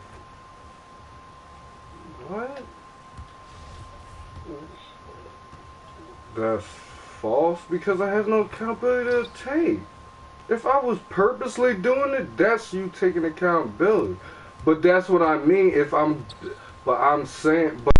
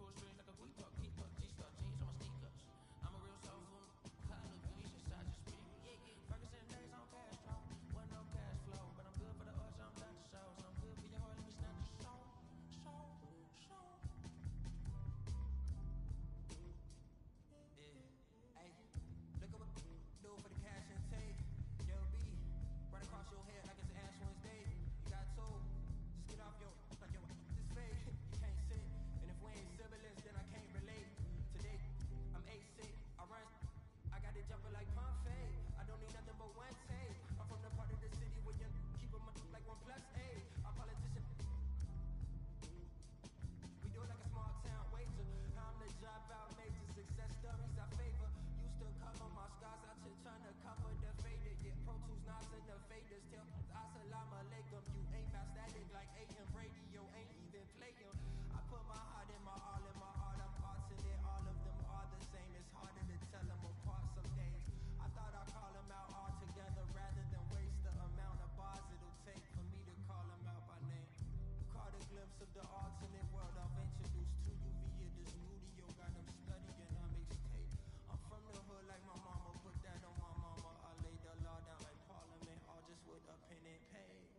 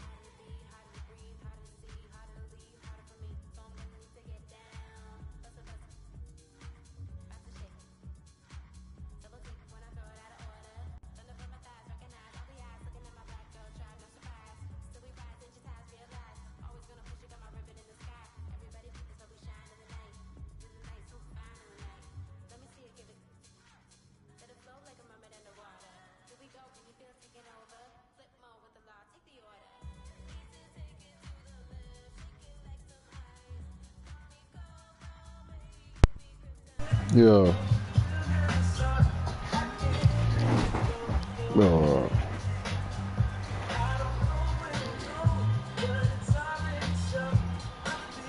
Fall asleep. What the fuck I do now?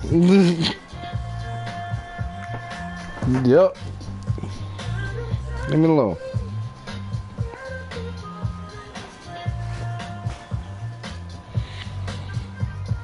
That's how I hung up. Going to sleep. Tired.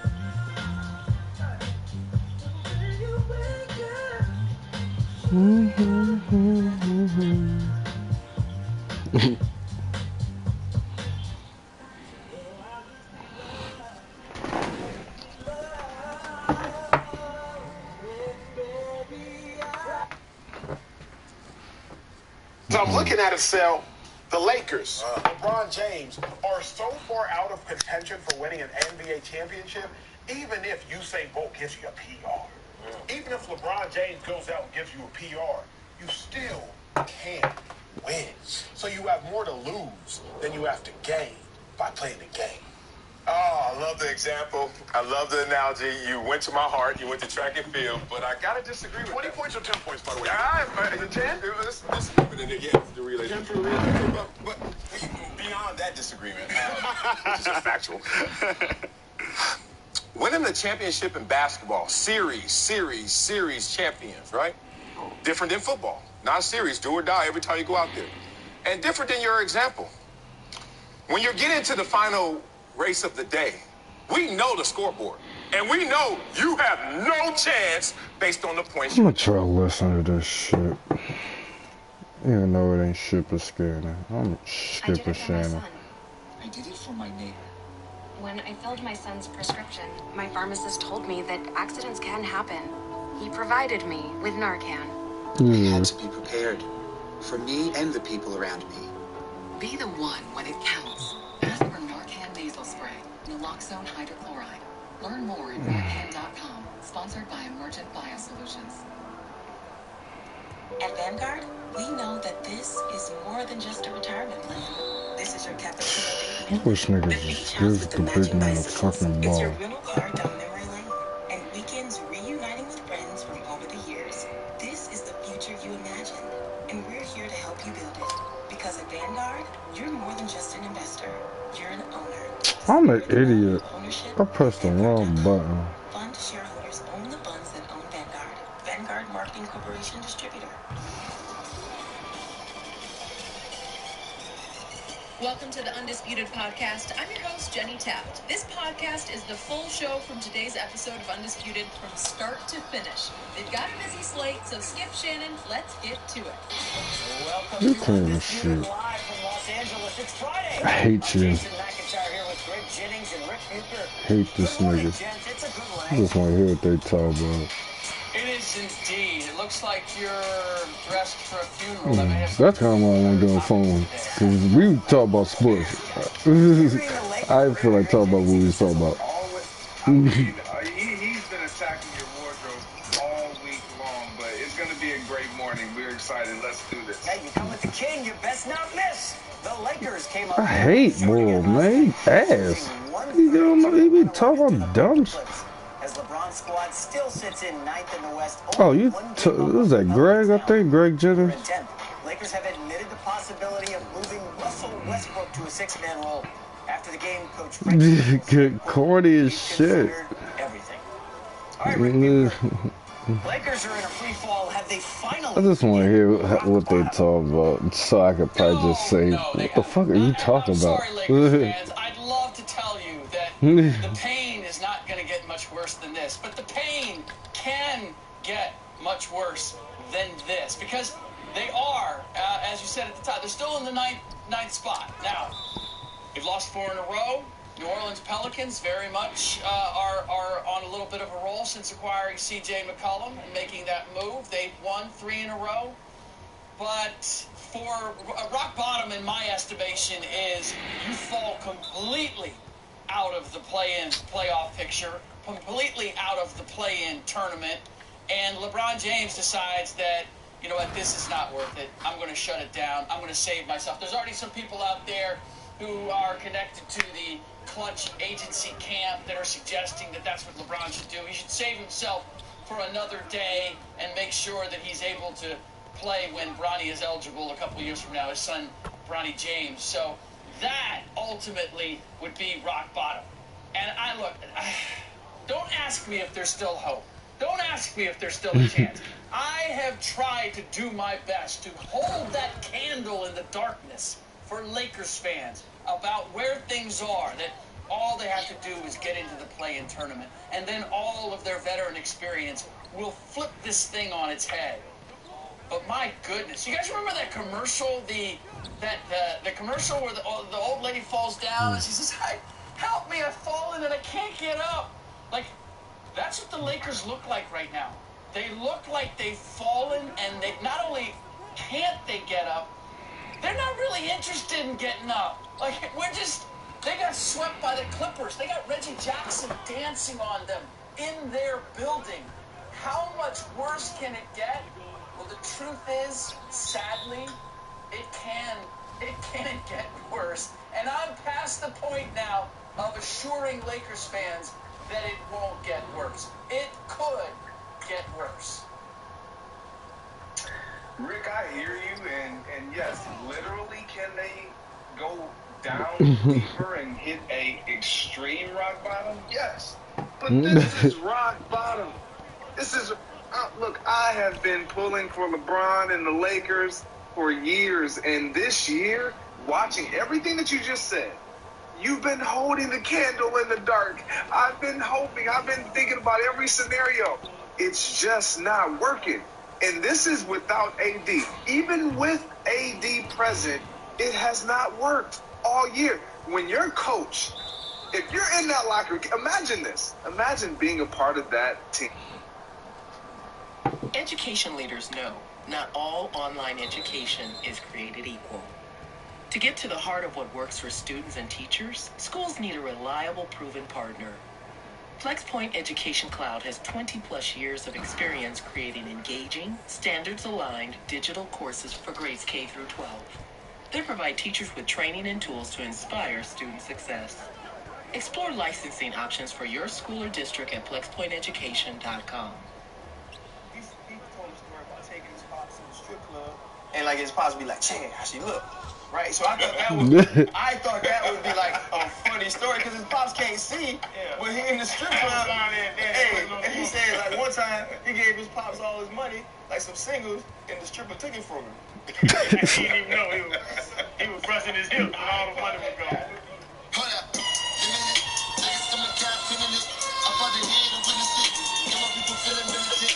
Way up in it, get me up. On a mission, get me up. Knowing me, I got the key.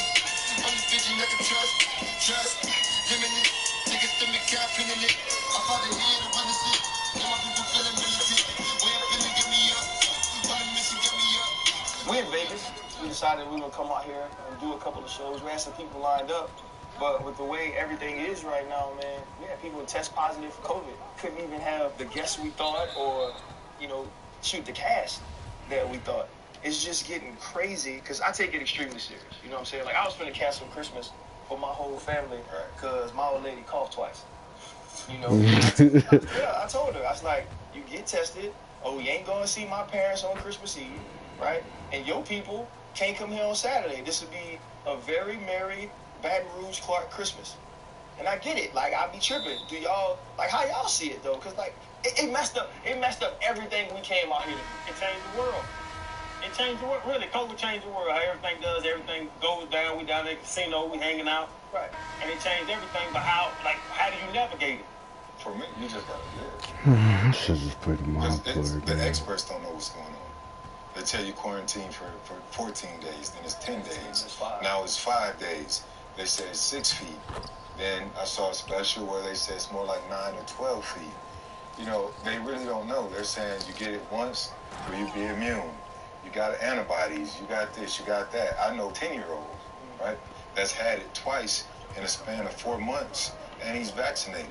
So it's just curious. Nobody knows, what do you call it? Yeah. The new STD or yeah, that's what it is. It's the new STD. Like, you know, like when STDs started popping up, everybody's trying to figure out how do we get rid of these illnesses. I mean, you dang there, bro. You meet a chick, it ain't even like, hey, we gonna strap up, you want a pill. It's like, when last time you got a COVID test? And are you willing to take one before I tongue kiss you, or we gonna have to just do it in a way where our faces ain't close? But would it be the at-home test or the rapid PCR? See, because like home, the Walgreens to put in the little box test. That's the at home. Yeah, but they say you shouldn't take that one unless you got symptoms. So if you're trying to get down, the thing is too, I'm pretty sure that would be a mood killer though. You know what I'm saying? Like y'all, hey, you about to, you know what I'm saying? Y'all about to get down. Hold, wait, boo. You look good. But can I swab your nose real quick? Hit this by next. Hit this by next real fast. The way I am, I'd probably rather get the STD. Fuck this game. I'm playing my play game. I'm going to sleep. You'd rather get STD than COVID. Ain't nobody never died from chlamydia. I keep forgetting I got fucking. You can shave all your hair off, get rid of crabs. Have you ever had crabs? Yeah, no, that's what I was gonna say. Cause I've had COVID. Okay. One thing, I had COVID and I'm vaccinated, so that's why I'm a little more looser, to be honest, because I'm like, I did everything I could. My body has the antibodies, and I let them create the antibodies. To be honest, and that's my opinion. I know this has been politicized a lot about what's going on, and there's two sides to this. But with what I've been through, my whole family caught it at the same time. 3 kids. Me and my wife, 5 of us caught it at the same time. What's your youngest? A year and a half ago. My son, my youngest was 4 months, 5 months. Positive too? And didn't have a symptom. My daughter, 8, didn't have a symptom. Me and my son lost our taste. But my wife, Asia, she was in the hospital for 2 days with back pains, with, walking pneumonia and all that they talk about. But see, though, like, if I get it, like, I have no spleen, right? And you say I'm sickly, but I'm not sickly. Like, I hardly ever get sick. You don't have a spleen. I don't have a spleen or a gallbladder or, like, a piece of my liver. You ain't got no organs. So you don't need to. But that's what they told me. They told me. He got no organs. Hollow man. But, dog, stop laughing at me, man. That's like, serious, dog. I could have died. It's like, I lost, like, 45 pounds, man. You did. You're freaking mean, dog. I'm not mean. I don't have one kidney. I was born with one kidney. Yeah, born with one kidney. Yeah, my dad was. He was in Miami in the 70s. So he was living. Yeah, he was living. So he definitely done had the claps, the crabs. I don't know what my daddy had. Put that on that man, daddy. They ain't even had no rubbers back then. Suave motherfucker. Thing back there, I get it now. That's where Rudolph comes from. Randolph. He look like Randolph. Look at his shirt. He can't tuck up tight button. Who coming? D-Bo. I really like this shirt, dog. Like it's like D-Bo. First Friday, riding the bike. Fred, put your shoes on top of the thing. Oh, wait. We're gonna do a shoe thing. So y'all gonna throw y'all shoes up? Put your shoes up, Shannon. Sit back. Y'all got the bottom with it too, huh? It's clean bottoms. Yeah, because we don't just wear them all the time. So Shannon, I call it Black Horizon. Okay, Shannon. First off, how old are you? About 7 months, 6, 7 months. All right, about 7 months. You're still clean, though. They're not clean. They're written. And they messed up. Why the little top finna come off, though? Like, so I drag my toe when I ride a scooter. Where am I a scooter to? I got kids, baby. You don't got automatic kicks. So you chose to wear them shoes, but I put them on the butt. I decided. Right? We have filmed, though, with you with some J's. Yeah. You had the 14s, the brown joints. Those was hard. Are we gonna see those? Are you gonna run those back? Ain't nobody seeing those again. Why not? Whoa. Wait. So you just gonna wear them one time, put them up, and maybe resell them? No, I don't even got them no more. Take them back. Nigga, that sound like your ass.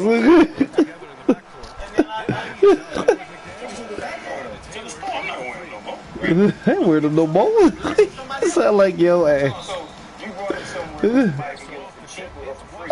No, I took them back to the store. I got them. They were like $2.30 or something. So you can get your money back. Yeah. So really, you ain't blessing nobody. You're giving the store opportunity to just make their money back. To resell. They put it in a little plastic shrink wrap. Look brand new. I ain't even leave in them. I don't even walk in shoes like that. $230 pair of shoes. I don't even go outside in them. But you've been in the comments. That was you or Asia? Because I got a message for Asia. When you put those up, We gotta work on the sock game. You got on these long jeans. What you want me to wear? A crew sock? Nah. Crew sock. Like, my sock's purple right now. I don't really care what color you do. I'm gonna put them on. See? Oh, so I need to wear church socks. They're not church socks. That's a church sock, Fred. Ain't no such thing these as are church socks. socks. These are church socks. Damn it. That'll work for you. That's an actual church. But you can wear anything. I didn't even ask for the game. Deacon RC is fine for me. I have actually preached a sermon on Men's Day at the regular Baptist Church in Gretna, Louisiana. And you don't have to be a fashionista or fashionista. You know what I'm saying? But you got on no shows with Levi's, baby. So no skin ain't sexy. I got pretty calves. I know.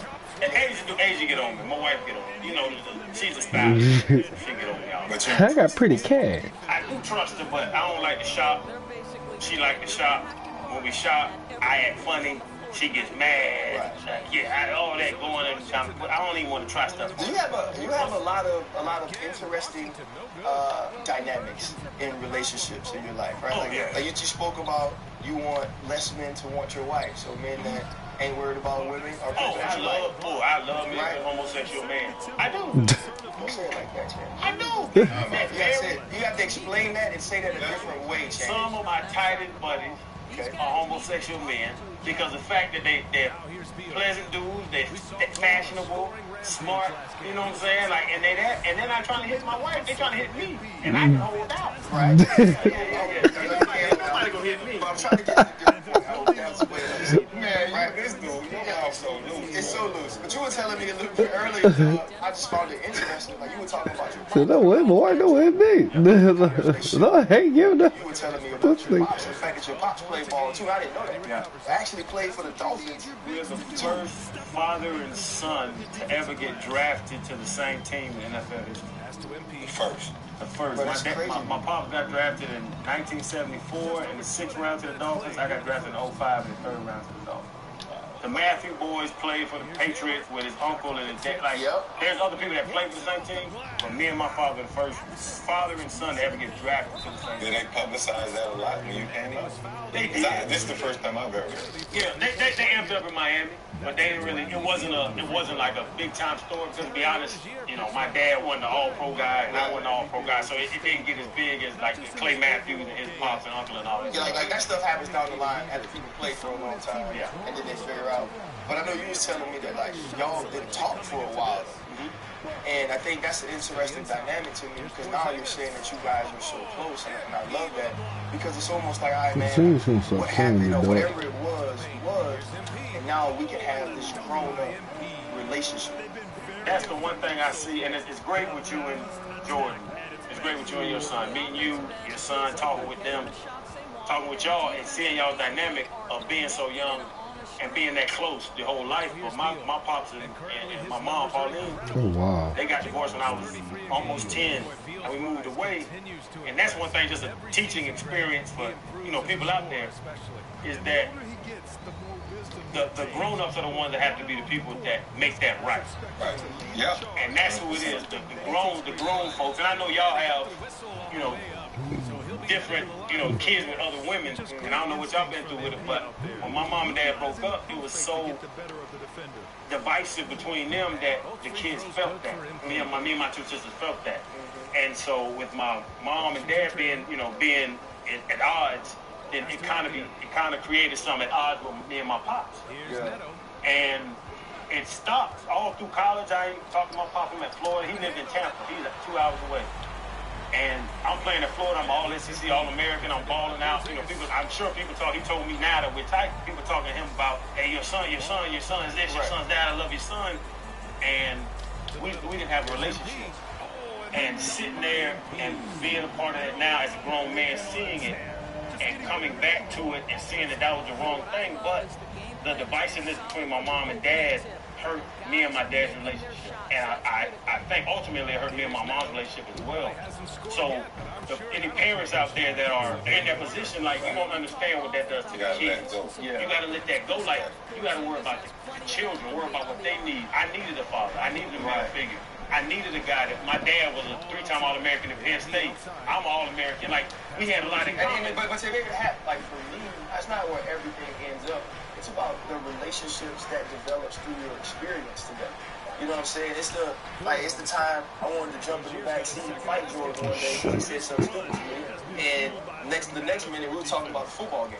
It's being there at the state championship, and you know he gets beat on the play, and he looks up to me and gets to the sideline. God damn. Like, hey, Keep forgetting for his English and shit. I think just those small moments are things that parents in those situations don't understand. And you know, you mentioned the fact that I had a child with somebody else. It was different because I was the parent in the house with the child. Where like a lot of times it ends up being the mom. You know what I'm saying? And it's different to have to sit down and have conversations with her about the fact that she is worthy, about the fact that she does matter, and two, to have her long for and yearn for somebody who's not around. You know what I'm saying? When I'm married to somebody that's taking care of you, that loves you. I've loved you since the day they told me they were going to have you, and they said, well, maybe y'all are too young, and we should put you up for adoption. And so, like, I had to deal with that situation, and it was difficult. For me, it was different, though, because I had, like, no emotion for my like that. You know what I'm saying? Like, my heart wasn't broken, wasn't in his face. Like, I just want my baby. I would think nothing would hurt me more than not being at graduations. That for my daughter now, who does live away with her mom, which is hard for me. I knew before she was leaving that she was leaving. When she walks in the back, I'm on the Peloton. She's like, Dad, I think it'll be best. You know, I think it's more opportunity in San Francisco, this and that. And hell yeah, it hurt, because here I am at home trying to get you a job now at home, trying to let you do all these other things. But there are some things that like we can't fix. And but to have her leave, bro, and you know, she'll text me and I'll be like, babe, how you doing? Like, how are things? How is your job? And she'll be like, you know, everything's good. Like, she's my best friend. You know, she's like, I ain't never been this far away from you. I've always been with you. She's like, it's just weird. It's just hard. And so when it happens at that age, I can deal with it. But I couldn't imagine it being, you know, where you guys were. You feel like you did your job, right? But, yeah, that's all that matters. But Fred, it's funny this dynamic because single mother's a phrase we've heard our whole life. Everybody heard their whole life. Single mother, single mother. What about the single father or the isolated father? Yeah. When they live with their mom, but you're the one on the outskirts. And that's the thing too, as the show that we, you know what I'm saying, we doing the pivot, like we doing this. This episode is brought to you by LinkedIn. With LinkedIn becoming #1 in B2B display advertising in the US, you've got a great advantage. With their tools, you can stand out against your competitors while nurturing customer relationships and growing your brand. So scale your marketing and grow your business with LinkedIn advertising. As a thank you to their customers for helping them grow 3 times faster than the competition, LinkedIn is offering a $100 credit on your next campaign. Just go to linkedin.com/marketing. At Vanguard, we know that this is more than just a retirement plan. This is your cappuccino date in Italy, the beach house with the magic bicycles. It's your rental car down memory lane, and weekends reuniting with friends from over the years. This is the future you imagined, and we're here to help you build it. Because at Vanguard, you're more than just an investor. You're an owner. Discover the value of ownership at Vanguard.com. Fund shareholders own the funds that own Vanguard. Vanguard Marketing Corporation Distributor. To speak on it, and a couple people came up to me and talked about it, like, y'all need to talk about this. Y'all need to talk about the fathers on the opposite side of the single mother, and there's some deadbeat ass dads out there. Straight up. And they need to be that. I thought my father was a deadbeat dad, but I found out later he wasn't a deadbeat dad. But I couldn't do that at 10, 11, 12, 13 years old to figure out he wants to be involved. But there's also not people that get drafted to the same team your dad was drafted to. They have alumni day, and your pops is there. I want to go back to there too. You guys' relationship.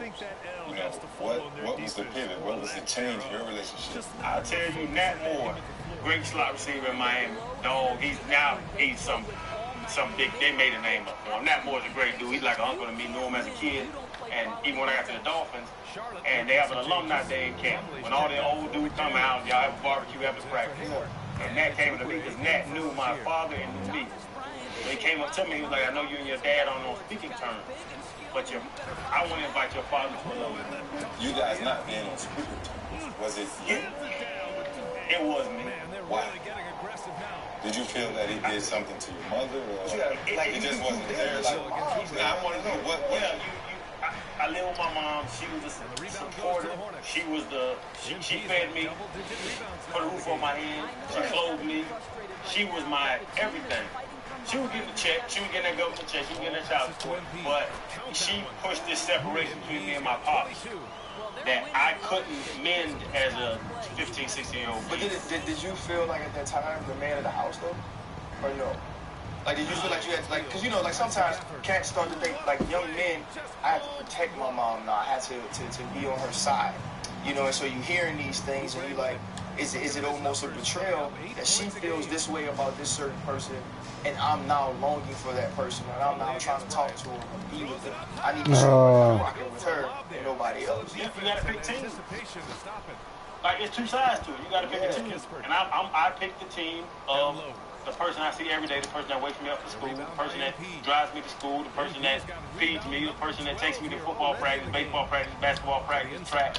I sided on those terms. Damn, good blog. That made me do some and now as a stupid grown shit. man, I saw what I did, and that's, I think, half of my grind to make it where we all made it. I didn't feel like I was a man of the house. And that phrase that you just said, I didn't feel like I had to protect the house or protect my sisters. I had two older sisters, protect Dace and Alana. I felt that I needed to make something of myself. If it's football, I went to Florida going in animal science, I was going to be a veterinarian. Like, I never wanted to be like a lower-end job. I wanted to. You wanted to excel. I always wanted to excel, to be the man that I think that could take my family to a different place. So I didn't feel as if I needed to be the man of the house, as you say, but I felt as if I need to make, I'm so talented, I'm so smart, I'm so physically talented that I can take this some way. Come on, shoot the ball. What the fuck are we doing? He's not what you're talking about. We've had a conversation about growing up. We've had a conversation about a number of things, not just with my dad, but just with life and the ideologies of what a single mother goes through and how she's everything. So she puts everything on her kids, what she believes. And that's what I went through, is where I had so much in my mind about what, and as a grown man, you see it, and a lot of kids out there will see it as they grow up. But put parents out there, period, about everything else, but everybody, everything, not just divorce and all this what we're talking about, but everything that people talk about, you are your kid's teacher, life. They have a first grade, second grade, third grade teacher. The life teaching is what parents put on. But see, that's the thing. I mean, I can't speak for every community or culture because I don't know. But in my upbringing, my mother had me when she was 15, right? And it's a similar situation as you, but she never talked bad about my dad. My mom, she was young, and she was afraid. But what she wanted to do was protect myself and take my brothers and sisters, along the way. So she didn't necessarily bash my dad, but, it was more along the lines of, I'm here for you. Regardless of what he does, I'm going to be here for you. My dad and I, we developed a relationship when I was a sophomore in high school. And at that particular time, some people can look at it that he came around when I was starting to become Fred Taylor, right? Or he felt in himself that, look, your mom, she was young, she was afraid, whatever went on, she wasn't 100% honest with you. I'm going to come back and make this right. So the latter part of that is the truth. He came back into the picture from military, and he said, all those years that I missed, I want to make up for that. I'm going to make this right. And from my sophomore year in high school, I never questioned anything. After I retired from the NFL. You also, too, have to remember he's not retired. Fred's old. Man, I'm not old. You throw old shit away. I am seasoned, baby. Freddie, do you buy them pills from the gas station to get your meat right? That big horse pill. The blue one that be at the gas station? They come in ones, and you got to pop it out the back. So my side hit. So aside from that, you can subscribe to FreakyFreddy.com or my close friend, right? For $9.99, we can have these conversations. We'll have those discussions. I want to talk. He's nasty. Yeah, I am. a goat. I heard about a goat in the bedroom. Or I see a goat just looking at her. What do you need that for? He said, You what want you to that perform in for? front of somebody else? You performer? You show out. Fred gave me a little rose. Some little vibrating rose one time. This is how I'm looking at it. I'm going to say it. Freddie gave me a little rose one. It's like a vibrating rose one time. See how he like that? See how he got it? It's like, bro, try this. He gave me a little rose that vibrates and it got like a little, you can put little juice in the middle. Oh, I didn't know what to do with it. You put the juice in? I put it on the kitchen table. I put a candle in the top. You know what to do? Hey, come on, like, hold on, Channing. You know what that is, right? That's a candle holder, I know. That's a whole other topic, bro. Yeah, stop it, bro. Freddie, one thing I want to say, because you asked me earlier about my mom's side. I say this, and it's something that me and my dad talked about. When I'm a grown-ass man, he's a grown-ass man. And men out there, my dad said I should have pushed harder. That's real. Against your mom. Yeah. I should have pushed harder in that relationship. Yeah. I should have pushed harder for you. So you say me and my mom, me and my mom had a bunch of conversations about it, and we come to that. But my dad, he's admitted, he was like, when she started pushing back, I didn't push back hard enough. So she pushed me all the way in the corner, and I stayed in the corner.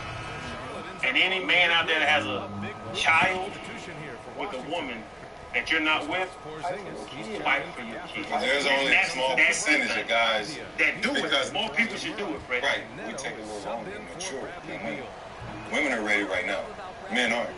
You know, so I can understand where he came from. Plus, he was in Miami slinging, like you said, right? So, Randy got slow. Randy got slow. You said you take your pops to Tootsie. I took him to Tootsie.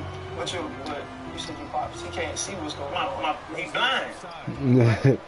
But he can touch. Okay, so it's like Ray Charles, like he can feel the rhythm. Like Ray Charles. You know what it is? Right. You know when they say one sense leaves, the other one gets stronger? Yeah, his touch nice. Or Big Randy get right. And I ain't gonna lie, first time I saw Big Randy come out the shower, I was like, see, I got my mama's. I got my mama's. Well, I am weak, dog. Like, once I saw my daddy, I'm like, damn, why didn't I get that? Like, my daddy big dude, I'm a big dude. My daddy thick, played the league, I'm thinking that. But I'm like, why did God give me my mama?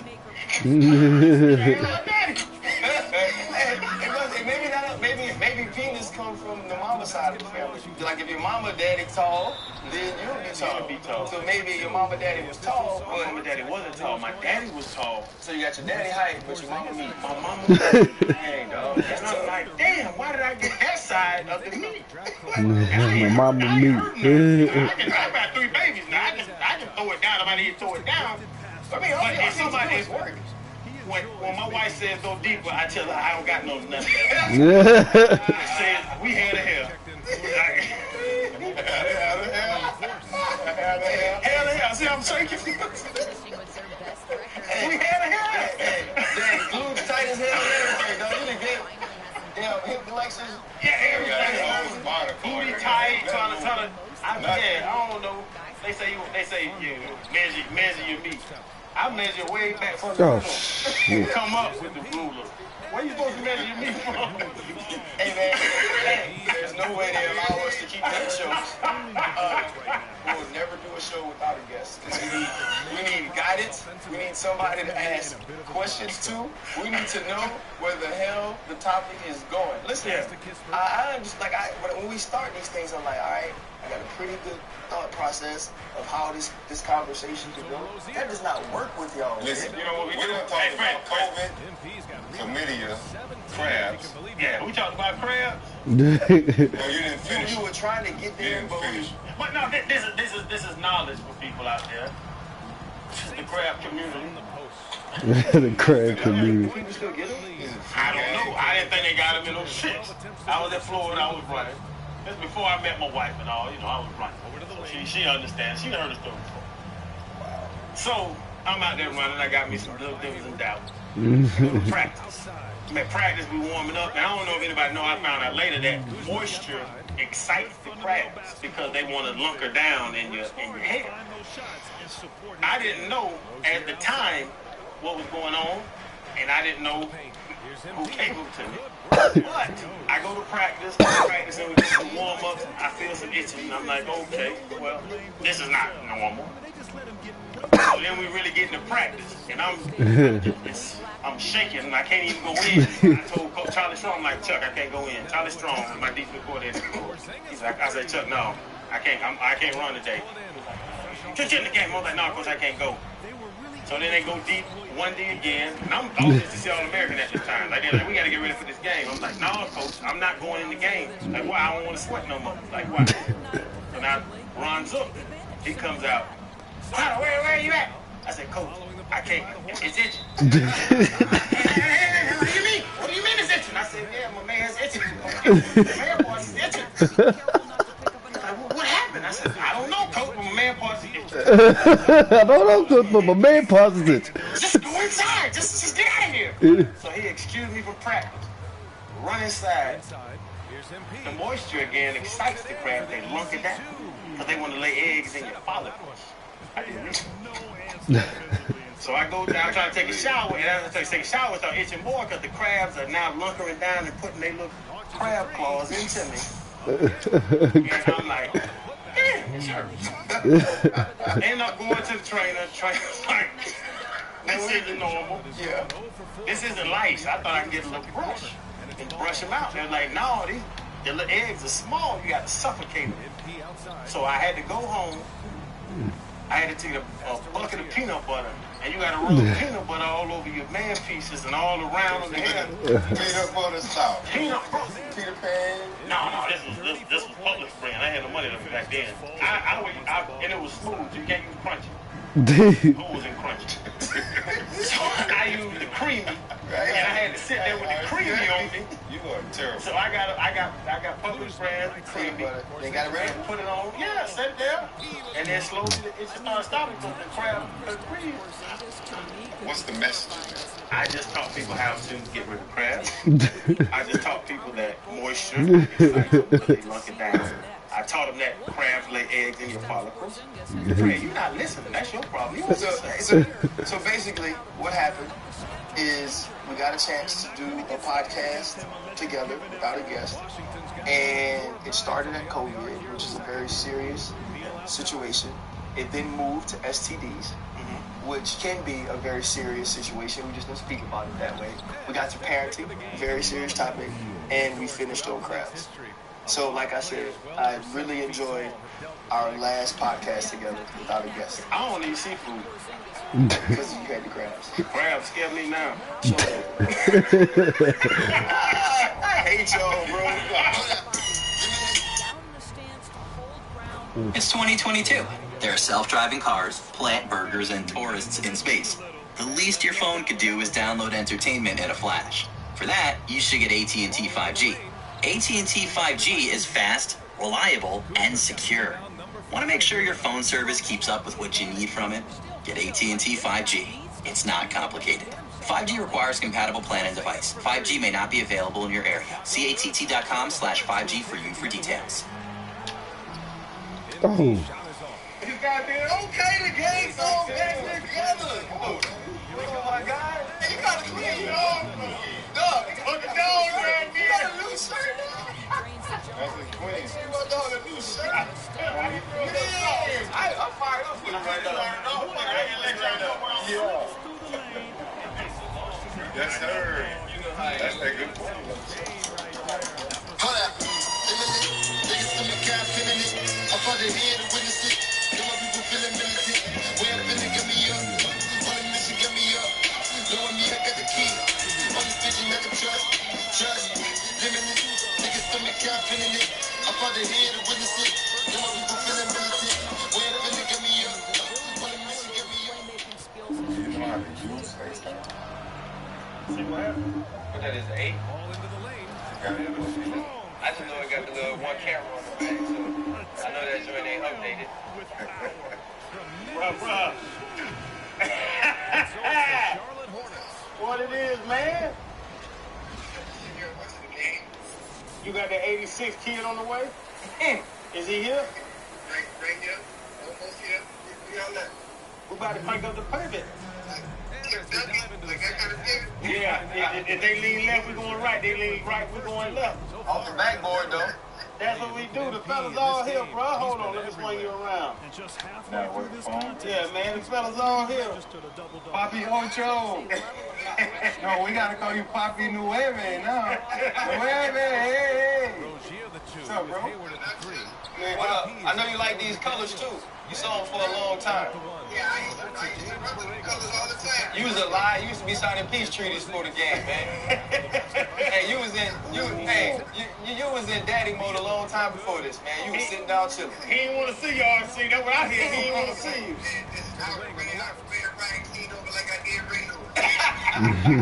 We know how that worked out, my boy.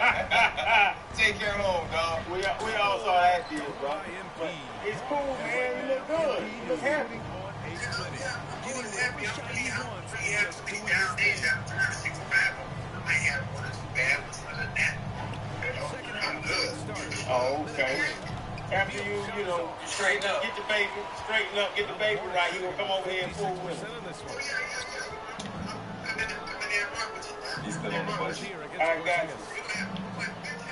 I feel you. Why you always rubbing that head like something gonna come up? That head balls for sure. You say Deion grew it and LeBron been holding on to it for 10 years. Don't do LeBron. Hey, anything come with LeBron. You heard Kevin Garnett, right? I just keep it shade because I don't like makeup. Don't you think you sexy? I don't think I'm like an ass. You were 6? I'm about a 9.5, but my teeth was right. I'd be a 10. He's I'm a 9.5 when my teeth was fixed. I'd be a 10.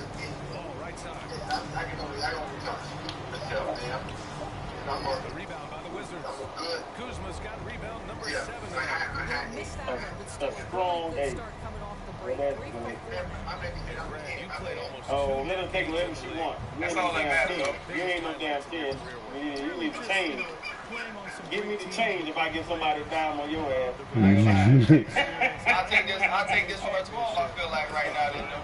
But y'all let that baby do right, man. We're gonna catch you soon, bro. Sherelle ain't with that, is it? Listen here. We gonna send you some of Happy these. Dad. Happy Dad to go with your attitude. It'll keep you happy in the house. And the way you do it, you need a lot of it. We got it, bro. I'll let you, man. Congratulations, big dog. Congrats, fam. Yes, sir. See you in a minute. Yeah. That boy do anything to save money. Did you see him doing the ultrasound when he said he's gonna deliver the baby? What's the over-under? You think he's serious? I mean, if it was allowed by law, you think he would try? To deliver a baby. I think he tried. I think he'll try. I think he tried because he believes he can. Like, that's the difference. It's not necessarily just about saving the money. See, we would try because we don't believe we can. Ocho believe he can actually do that. That's that dummy confidence. I mean, you gotta have that sometimes. That's that dummy confidence. No, you don't. The highlight when he ran into Ray. Right. You have to have an out-of-body experience every now and then. You know what I'm saying? Nope. No. You have to. You have to convince yourself that you can do anything. And I think it really should have been Ocho versus everything, because he does everything. Video gaming. Yep. Right? Yep. He gets out there and he plays soccer. Yep. He boxes.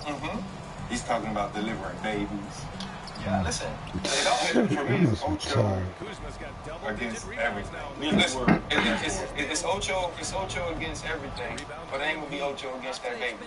Did he really used to tell y'all that? No, absolutely not. Listen, man, Ocho used to be out there signing peace treaties before the game. You know how it is. He won't shake hands. He won't hug, ARC, none of that today. You know what I'm saying? And then he won't run a post route and give you 17 steals, 3 sticks. You know what I mean? And 8 move. But by that time, you know, we had James and all them on Carson Palmer anyway. You know, it doesn't matter. You know what I mean? But, like, you talk about they do anything. Listen, I try to stick to the stuff I do well. You know what I mean? The stuff I can't do well, I find other people that can. 100%. 100%. We're here, man. We're here. Two of my favorite people in the world. The most intriguing humans in life. You thought I was gonna let you read me, huh? You gonna jump on me, Fred? You gonna jump on me, Fred? Freak out. That's what he do. That's what he do, RC. I'm gonna let you know. He gonna jump on you. But we here now. We got to this point, and we got to speak on how we got there. We got to speak on what happened. I think from the outside looking in, my first thought would be y'all had a good thing going, and not just a good thing. You know what I'm saying? It was starting to transcend what it started. It was getting outside of Fred Taylor. It was getting outside of Channing Crowder, outside of anybody who was there. So I think the question for all the people would be, what happened? Let me jump at it, Chan. You know, I mean, we were all in the pandemic, right? Everybody, you know, all of our lives slowed down. You know, everybody really on the face of the earth. Essentially, we all had to pivot and, you know, sort of, you know, see how we're going to handle this thing going forward. You know, we were stockpiling toilet paper and paper towel. We were doing all types of shit. We didn't know what was going to happen.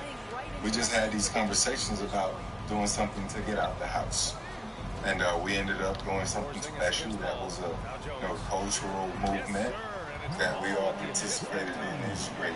Really in life, man, we all have different visions and aspirations that don't necessarily add up to, you know, the same for each individual person.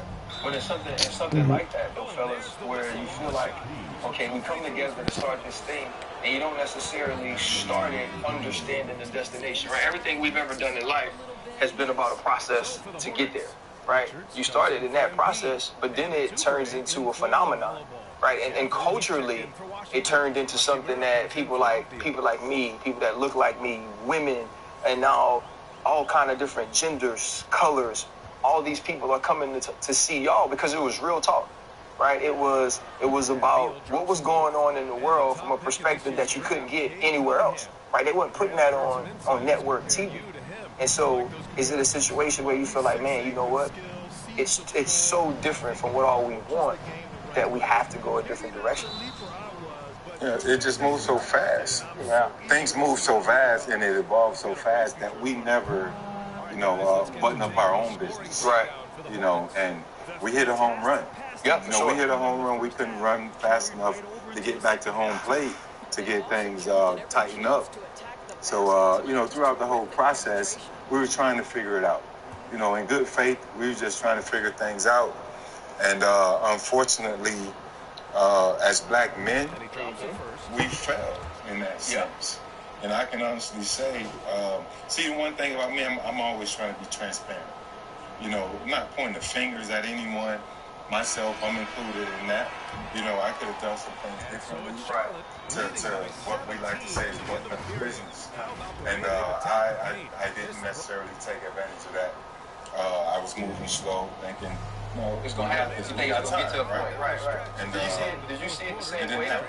And I would say with the whole situation, like, if you look at it, and this is the thing that black men now, as we're progressing, and now that we're owning business, now that we're entrepreneurs and we're doing things, the business side is coming to us faster and it's more efficient than we're really ready for. Right. And it's what happened to us. So I would say we'll speak on it. That's in the room, you know what I'm saying? The last podcast we were on with B. Marsh and them, we needed the ideologies of it, the foundation of it was different than what we thought it was going to be. You saying as it moved forward, it became different, or when it jumped off at the beginning? As it blew up, because it was really, like Freddie just said early on, it was just guys sitting around just like we talk, like, hey, let's do this, RC, let's mess off. We just locker room talk, let's chop it up and do this. And then as it blew up, the ideologies, the foundation, what we thought it was going to be, and the business side was not what everyone was on the same page with. And that's what happened. You got to look at the big picture of things. A lot of businesses, there's a lot of people that branch off and do different things, and everybody eats.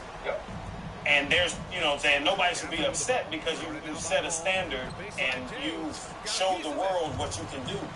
And I learned so much from IAA. I've learned a lot, and we move forward. But the ideologies, I would say, the foundation, the fundamentals of that wasn't what we wanted to do, wasn't what we thought was right. And it's not wrong and right, but it was just, it is what it is. Right? We had to move forward from it. And so even in that, though, you're saying that people can't be upset.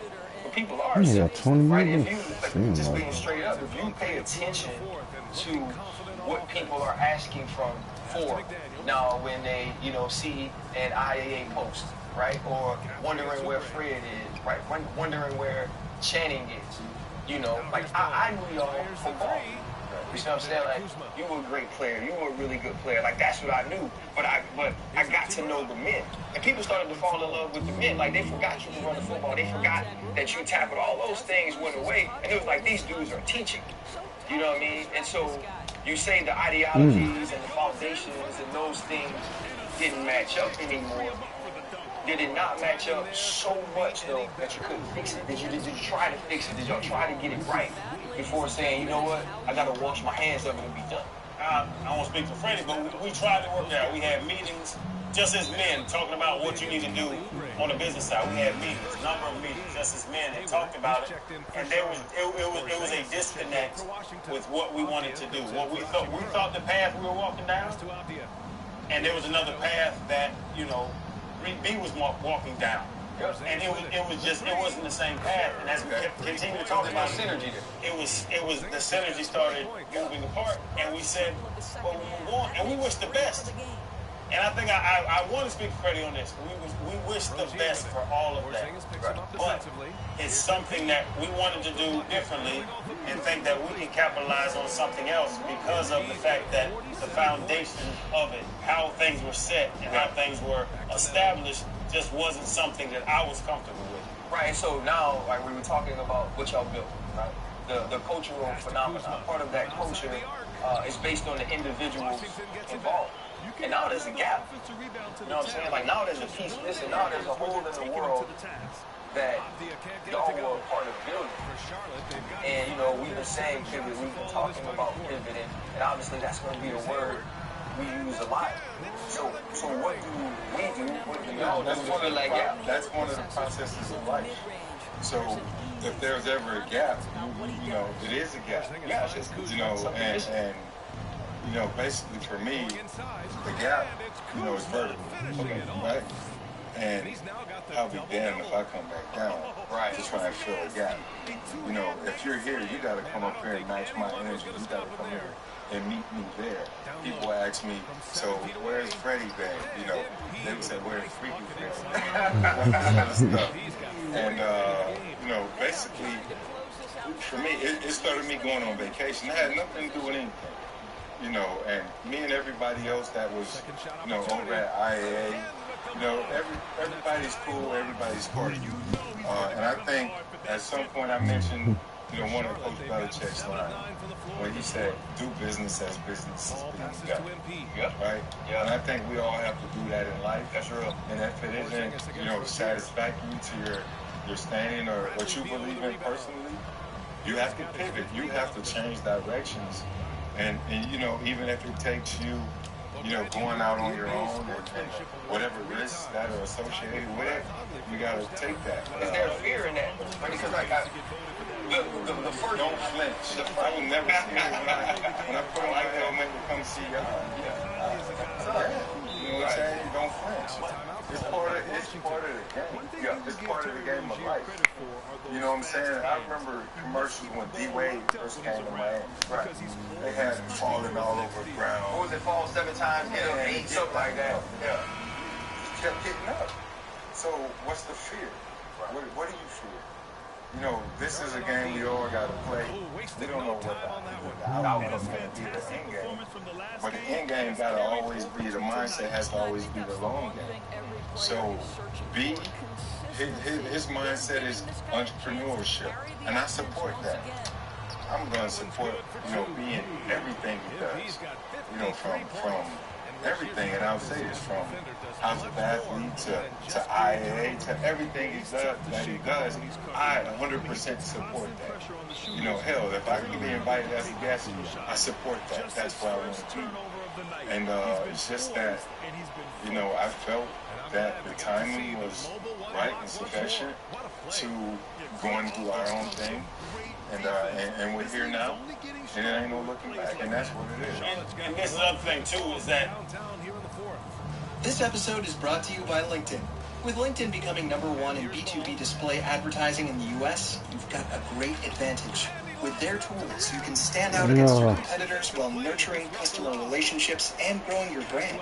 So scale your marketing and grow your business with LinkedIn advertising.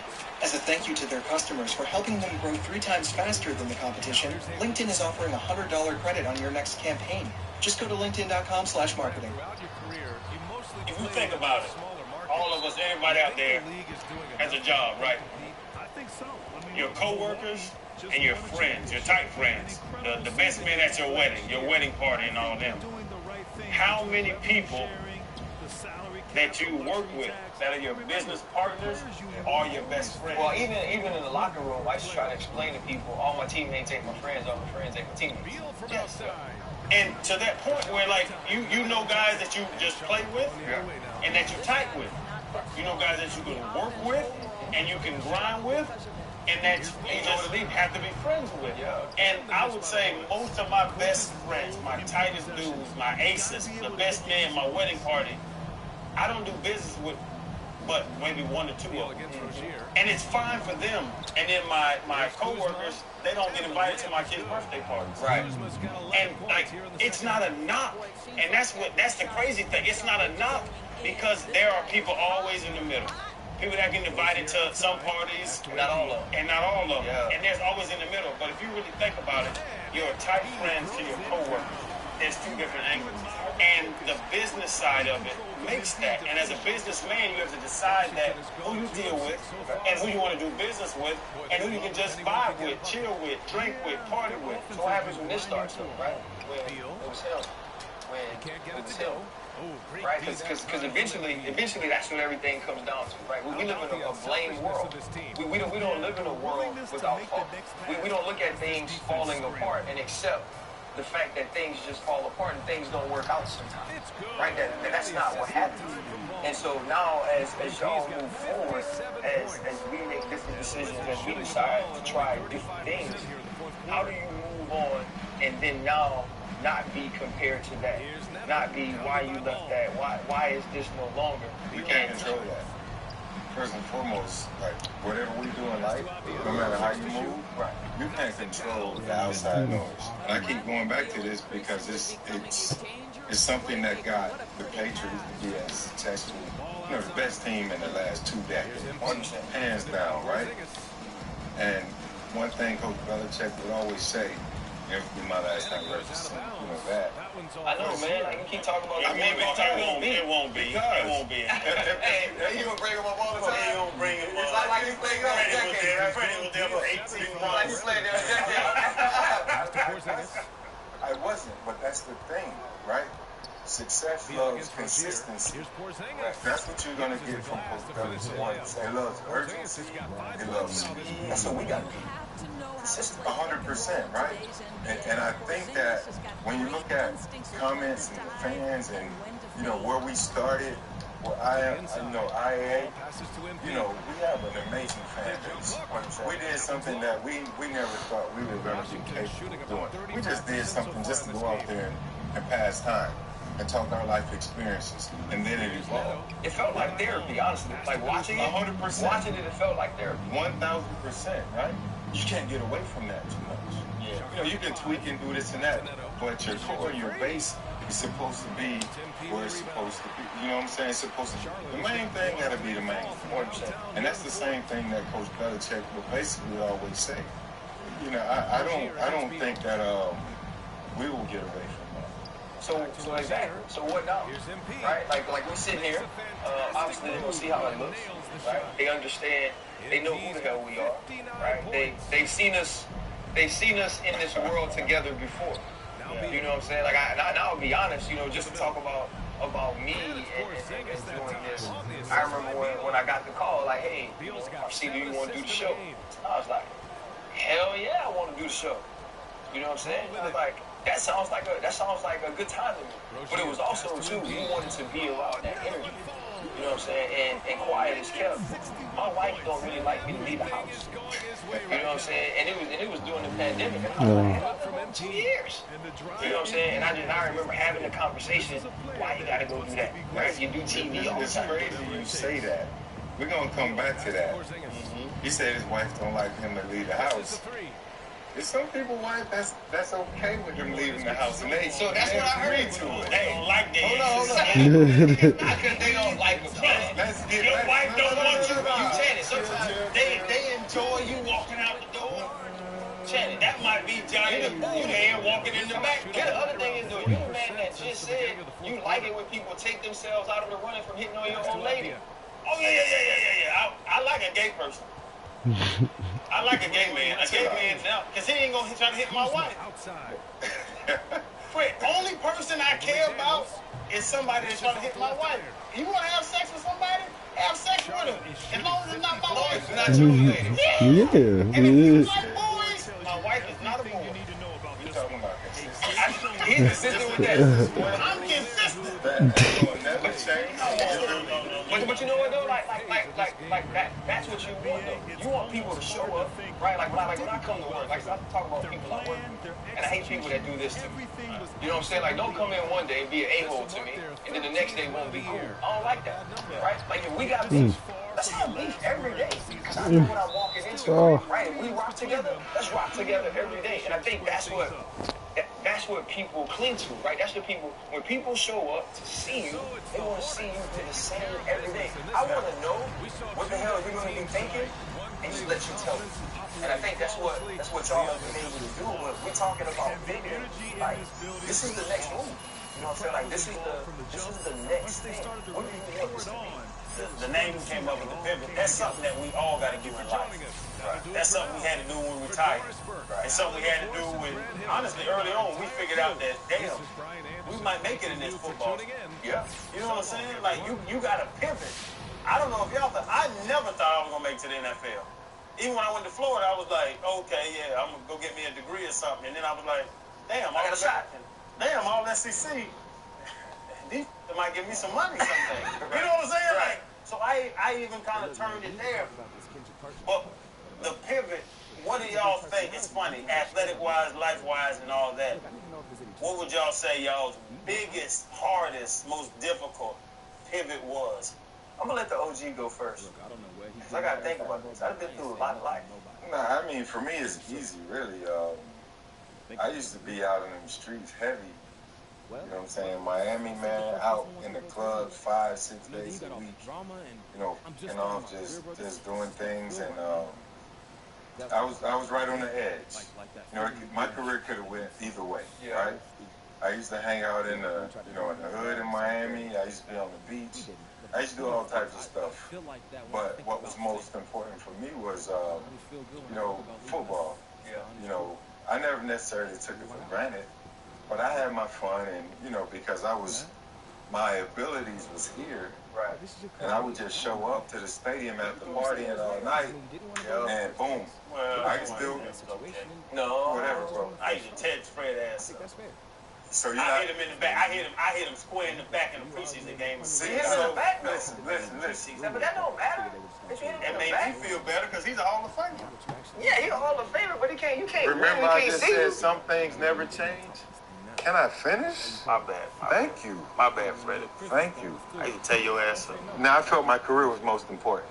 Yep. So what I decided to do was, I started to stay in, go out less, get more rest. Right. I changed my nutrition. I changed everything. So that was my pivot. My career took off. So my longevity in my career is basically what got me to where I am now. Yeah. Some people say I'm the best Jaguar of all time. Other people say I'm not.